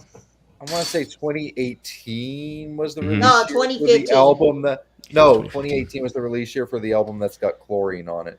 Oh, that one's Trench. Trenches. I believe Trench is 2018 or 2017. Yeah. And of course, I want to say 2021 or maybe a little earlier when they did the album that's got Saturday on it. Yeah. Sealed and Icy. Yeah. Yeah. Now they're actually going to be going into another cycle. They're going to be recording another album. Actually, I think the album's already done. And you know what? You know what's going to happen, Mason? My goofy ass is going to spend money to get floor seats for that because me and 21 Pilots, we are. I gotta look up and see if I gotta look up 21 Pilots too. Every album that 21 Pilots has done on vinyl, minus Blurry Face Live, I have on vinyl. 21 Pilots are like modern. Yeah, I guess they're kind of mid, but I like them. I like them. Am I wrong, guys? Tell me I'm wrong. 21 Pilots are like modern musical geniuses. Well, that's what I could see. I think some They people do what they do, and it's just two guys. Like what? I've never heard them. So I have don't make well, no, I mean the thing about 21 Pilots, if you went to a 21 Pilots show, it's like they're kind of like one of those bands where it's like, well, no, I can't say that because there's a lot of people are kind of indifferent to them because they don't know anything about them or whatever, and they really don't care. So it's like I was about to say, well, there's like kind of like a black and white when it comes to this. Like either if you like them, you're really into them. Yeah. If you're not into them, you're really not into them. You know what I mean? Yeah. Type thing. I don't think there's like really. There's a couple people on the fence of like, oh, I like Stress Out, or I like a couple other songs. Yeah. But yeah, it's like either you're really into them or you're really kind of like, I could do without them. Type thing. There's a lot of modern bands. I would say that the White Stripes was like that. Nobody was ever like mad for the White Stripes. They either really liked them or they're like, these guys are awful. Yeah. Nobody went, they're okay. They were, there's a lot of bands I think like that now. Where? Yeah. They make this fucking impossible for me to look up. Yeah, I got Mike into 21 Pilots. I can't say I got everybody in 21 Pilots, but Mike was open minded about it. Can we get a live TOP 21 Pilots? No, I don't. I've never heard them. I honestly. Well, you know what you need to play? My story about 21 Pilots. Okay. My story about 21 Pilots. I had never, much like him, I had never heard about them until when I was in high school, like a freshman in high school, and this friend was always talking about 21 Pilots this and 21 Pilots that. And the said person gave me a ride to school one day, and they're playing some of their songs in the car, and I'm sitting back there listening to it, and I'm like, okay. And so that would have been 2016, 2015, 16, right? And so the songs had to be like Stressed Out or Ride or something like that. Yeah, I think that's when a lot of people got into 21 Pilots is when they did Blurry Face, because I think Vessel was a great album, but I think Blurry Face is what really put them on the map. They're just got more people. Modern musical geniuses. I mean, a lot of people are not going to see it that way. They're not going to be like, oh, yeah, Joshua Dunn and Tyler Joseph are musical geniuses. But when Blurry Face came out, that's when I got into them, was 2015. Yeah. And then I discovered other stuff, Vessel. And then I have all their albums. Oh, yeah. I don't know which stage friend you're talking about. And then I'm surprised with the 21 Pilots talk that this song wasn't even brought up, but I think it should be because they made a statement with this song. Which song? And I'm really glad that they put this song out and made their statement with it, considering the time it was released. Level of Concern in 2020. Oh, yeah. Yeah, during the pandemic. That was their pandemic song. And it was a song that was very much expressing what they thought. It was a commentary on what they thought about the pandemic. Yeah. It's almost like a better version of what fucking Mike Love did with This Too Shall Pass. Oh, well, Mike Love and 21 Pilots, same. I mean, the reason why that song actually got made was because the thing is, like, Tyler Joseph, he has a lot of anxiety and stuff like that. He does. Anxiety and depression and stuff like that. So when the pandemic hit, I think, like, most of us, you know, who end up having anxiety and stuff like that, it like hit him like tenfold, you know, where we were like really paranoid. And I think that was his only way of dealing with it, was keep doing music and stuff like that, you know, because I think that's what the song was kind of like, you know. You know, I admire that. Okay, not admire. I respect Mike Love for thinking, okay, let's do a song to express what we are feeling about the pandemic. Okay. But then I listened to it and I'm like, it's the most lyrically pandering thing I have ever heard in my life. I'm like, no, turn off. Lyrically pandering. Find a way for me to hate your music. Lyrically, would you say lyrically pandering as in it was just like right on the mark? It was like, he was pushing. He was pushing his thought. He was pushing his thoughts onto us. Well, I mean, that's what he was doing. Yeah, he was trying to let you in his brain. It wasn't like he was trying to, like, I don't think it was really like he was trying to, I'm trying to make a hit single here, or trying to, it was just kind of like him letting an outlet. He was letting something out, you know? And it was like, that was his outlet to let it out, and he released it, and, you know, really ran up the flagpole. But this too shall pass is just not a good pandemic song. You know what's my favorite pandemic song? Don't Stand So Close to Me by the Police. Exactly. Did Lisa actually make a funny? I may not be the smartest person in the world. I might have actually been funny for once in my life. Wow. Lisa made it funny. Because I'm not the smartest person in the world. I'm not the funniest person in the world, but I try. I make do of what I have in my brain. Happy 1 a.m. people. Oh, it's 1 a.m. where you're at? Oh, that's right. You're in Texas, huh? For us, it's 11 p.m. It's 11 here. It's 11 p.m. here. But, yeah. We'll go on for a little bit longer, and we'll go ahead and we'll hop off. Yeah, people. You know what Tim would have, if we could show Tim a video, I would show him, what video would I show him? I would show him Ride. I think Ride he might like. It's a little more rockier than Stressed Out. Yeah. Yeah. The thing about TOP though, I mean, the thing about 21 Pilots, it gets you taken down real quick. It does. Yeah. You know, I have a video that I filmed with 21 Pilots when they did My Chemical Romance. It's on my page. When I saw them live, me and Dusty were in the same room, by the way. I think Mason was trying to say that TOP was trying to push some liberal agenda. Okay. To be perfectly honest, that's more what I was trying to say. He was a little too political with what he was saying in the song. This is what I'm going to say about Tyler Joseph is because I know he is in no way liberal. Okay, he was raised in Ohio. Yeah. He was raised in an upper middle class family. I'm going to tell you something. He leans more right than he lets on because of his fan base, and he knows. But the thing is, we know what he's about. But he just doesn't really talk about it. You know, it's like he was raised in an upper middle class family with an upper middle class family where they had, I mean, the white picket fence, raised in the church. You know, that's Tyler Joseph for you. You know, it's like he's really uptight. He's very right. He's very far to the right. And he was also in sports because his dad, I believe, or his mom was a coach. He's just smart enough to not talk about his politics because he wants to sell records. I think he's smart because I want to say Joshua maybe is more left. If you're in entertainment, you're smart not to talk about politics. Period. Yeah, it doesn't matter why. Just stay the hell out of it. Now that is something that I'm fucking upset about, man. He played not too far from here in the city, a couple of cities over, Santa Ana. He played over there. I should have fucking went to go see him. I think tickets were only like $25. You should have gone. I could give up $25 to see Corey Feldman. I want to see him get hit in the mouth with a microphone. He's playing in LA. I don't know why you don't want to go, but he's playing in LA.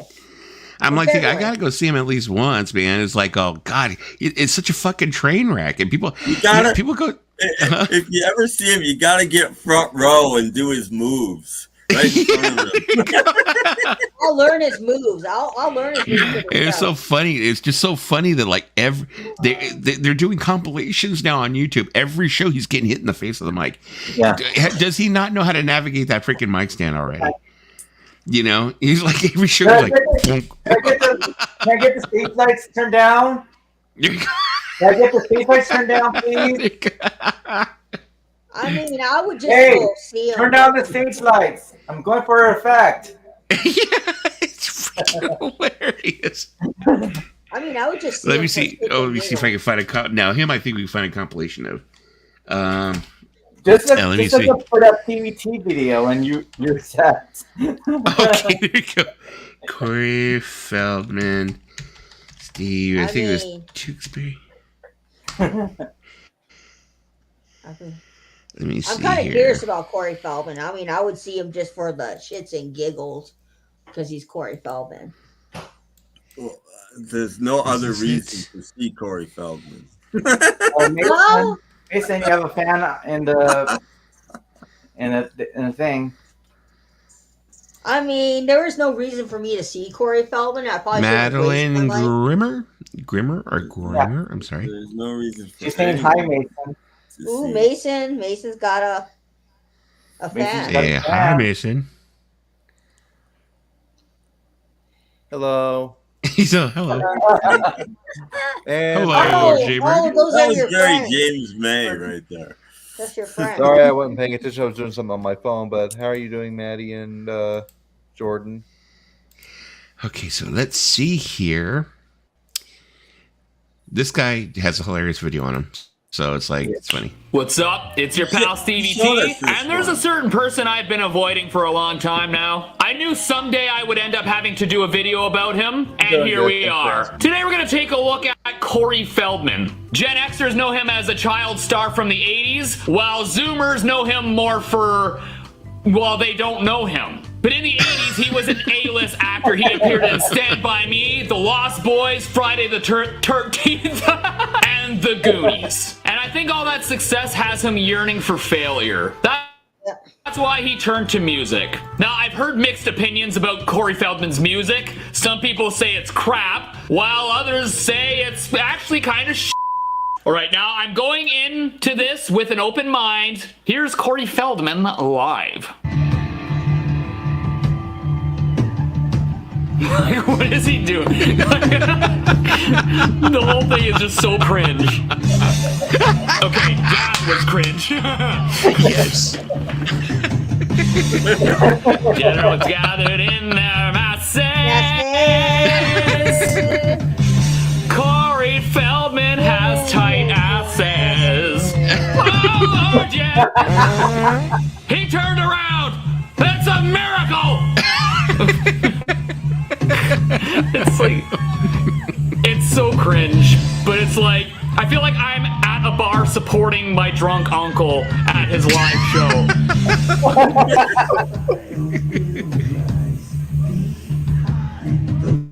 He's not that bad at singing. Kind That can't be the right vocal technique. He's straining his vocal cords.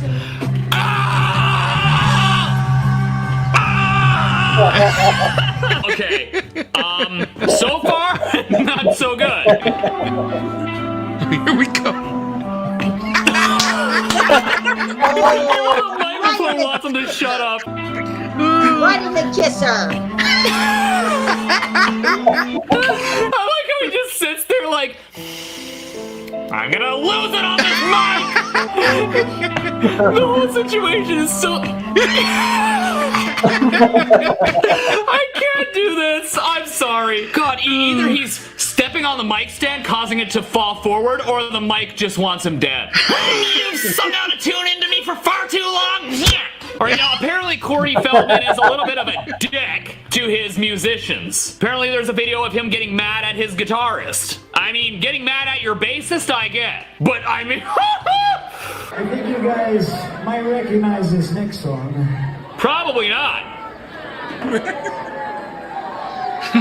I have no idea what's going on right now.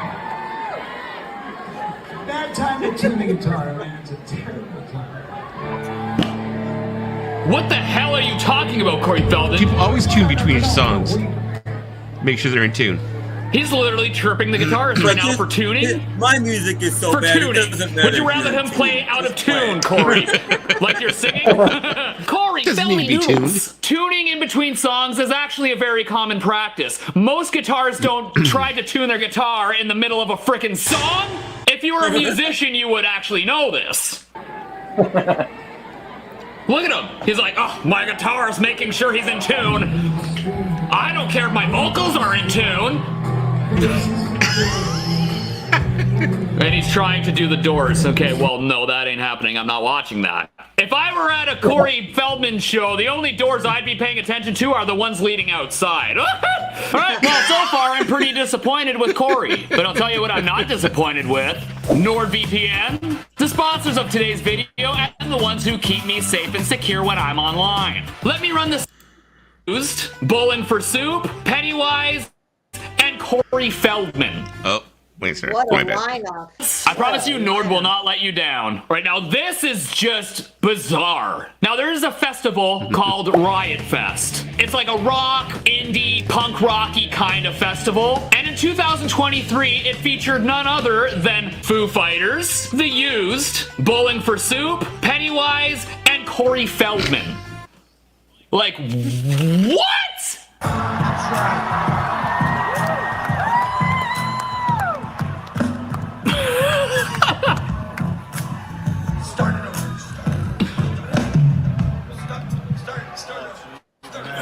Really? He just reamed out his DJ. Oh, what? Did you catch him tuning the keyboard?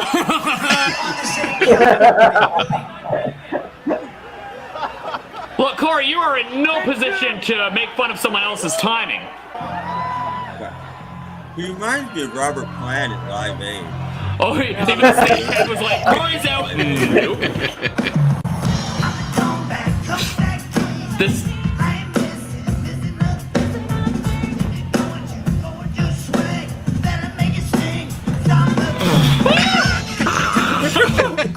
This is not that good of a song.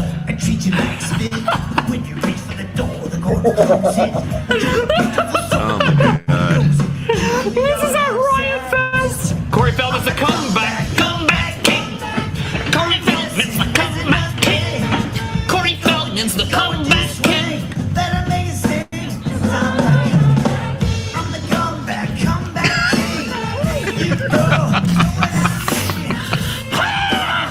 I mean,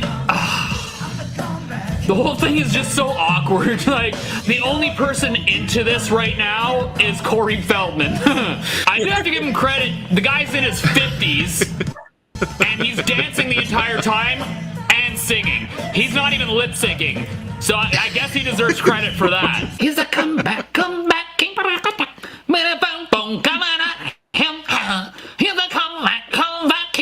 I don't know what it is. That song is stuck in my head. That song needs a shredemption. Like this video if you want to see me do a shredemption for Comeback King. Please don't make me. What do you do, Corey? Oh my god. It's so cringe. Can we take down the house lights a little bit? There you go. With Paulina's. Yeah. Excuse me, could you turn down the lighting a little bit? I don't know how many live shows This you've is played, painful. Corey, but the middle of a song is not generally the best place to yell at the lighting people. Like, hold on, everyone, hold on. Can I get a hot beverage? Maybe you didn't hear me. Please turn down the house lights for visual effect. Visual effect. Yeah, we wouldn't. There we go. Let's go ahead and kill it because Vinyl Kicks and Charlie are not feeling it. So No, he's going through a People midlife. He's count going it through a up. midlife crisis, man. He's going through a midlife crisis. no, I think the thing is that he's trying to recapture, his former glory. It's just it's not going to come back. It's I'm sorry. It is He what it was- He he had was a he had cracky glory bastard before? in a movie. That's not for me. yeah. He had glory before? I didn't know that. Well, I mean, as an actor, I guess he's put one of the two chords. I mean, he never was a freaking singer. He never was like He was never a rock artist. He was let's just admit it. He was never really like a great actor, but he had his moment when he was a child. He was fortunate enough to end up in some really, really. No, I won't say they're really, really good movies. He was just actually fortunate enough to be there with some of the. What would be the best way to say it? A-listers. Some, I guess, some of the more iconic '80s movies. I guess you could say he was lucky to be part of the cast. I mean, he was in Stand By Me, which was not a bad movie. Yeah, I liked him in '80s movies. Yeah, consisted of Jerry O'Connell and River Phoenix. And Walt Whitman and Kiefer Sutherland. He was also with Kiefer Sutherland in Lost Boys. I forgot that. Mm-hmm. Yeah. And then also he was in Goonies with Sean Astin, Josh Brolin, that guy, that kid. I keep forgetting his name, but he's the one that won that award this year. He was also in Loki. Tell you the truth, Charlie, I think that's the whole thing. I think he does not know how terrible he is. I think he really, really thinks that he's there's some artists out there that shouldn't sing, but they sing anyway. Yeah. But to me, he's trying to become Hasselhoff, and he'll succeed. God bless him. Maybe he'll also become big in Germany too. Yeah, he's becoming a draw. I mean, if you think about it, because I mean, you've got me and my friends. We're just like, but then again, if you think about it, we're not going to see him because we're into him. We're going to see him because we want to have a few beers and laugh at him. People like the train wreck. And if you're willing to be a train wreck, then people will. I mean, are you really going to pay for that? You're really going to pay for that? People like it. It'd be worth it. I think it'd be worth it. $25. $25. Go have some beers and just be like, "Go Corey!" Watch it make an ass sound. That sounds horrible, doesn't it? Yeah, but I'm a horrible person. I'm a horrible person. You're going to hell. Yeah, I'll be Instagramming all fucking night. I'm going for a visual effect. Yeah. I mean, that's $25 you could put towards a Smiths album. I'd be sitting there in the front row with my camera, with my phone, going, "Please," praying for the microphone to hit him in the mouth.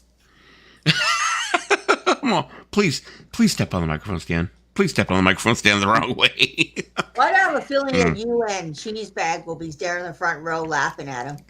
That's what I was saying. I'd bring a bunch of frisbees and throw them at his head and then yell at him. I'm throwing frisbees at your head for a visual effect. I would take in a pie and throw it at him.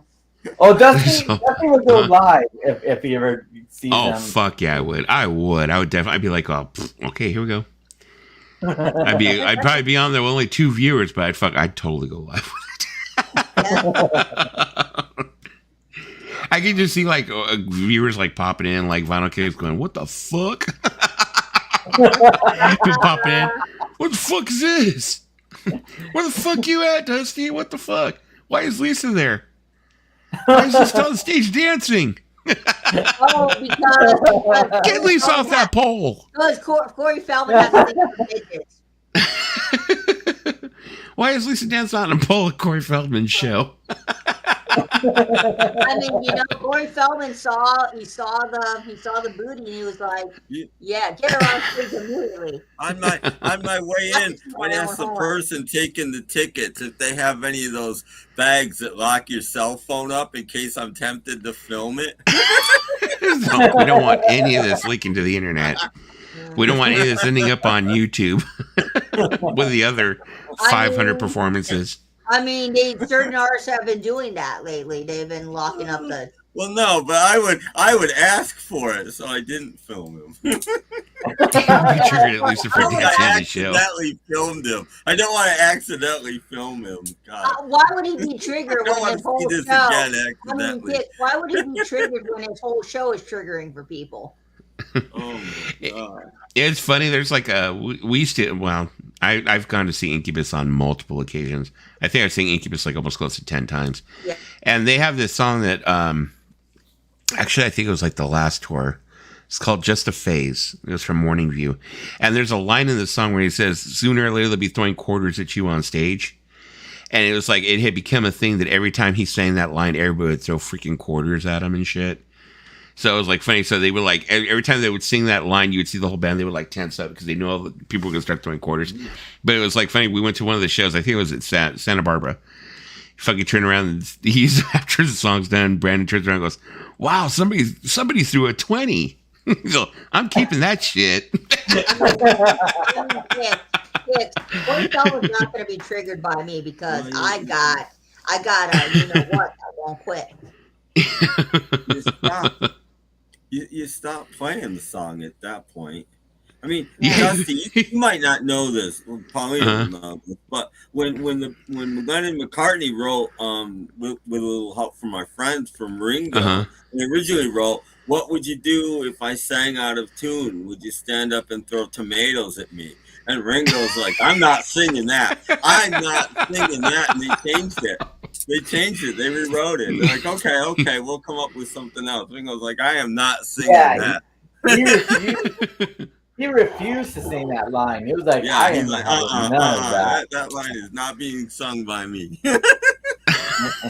Oh, hell no. He knew. Ringo, people think Ringo isn't smart, but Ringo is pretty smart. And the thing was, it was sort of like in the culture, and if they ever said anything like that, people will do that because, for one thing, I think either George said something in an interview, it might have been him, and he said like, "Oh yeah, we really love jelly babies," which is basically jelly beans. And I think at a concert, people were throwing jelly babies at them, and he was like, "I regret saying that." They're throwing jelly babies. Yeah, they even sang one of their Christmas albums in like the second Christmas record. They say, "We've gone right off jelly babies." They say that right on the Christmas record, letting people know what we still like. And they list a whole bunch of other candies that are bigger and you're not going to throw on stage at them. But yeah, they even say that in the Christmas record. They're like, it was right there that George became the quiet Beatle because he was like, "Oh my God, I said no."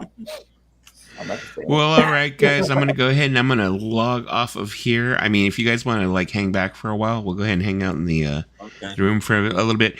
But I guess good night, Rhino Kicks. Good night, Charlie. Good night, everybody. Thanks for everybody showing up. Thanks to Mason's friends, Madeline and Jaybird. Tracker, of course, as always. I honestly don't know how they found this because I didn't send them a link to your stream to tell them to come support it. I think Jaybird's been on here before on our panel. Oh yeah. Well, not on panel, but I think Jaybird's been here before. Yeah, Jaybird. Madeline, is that pronounced Kramer? Her first time here.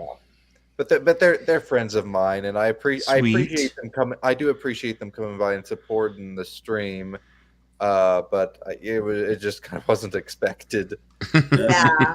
I Sometimes our mom comes. Quibbles have been settled. Yeah. Well, I'll talk to everyone in the peanut gallery later, and I will see you guys later. Bye. Bye.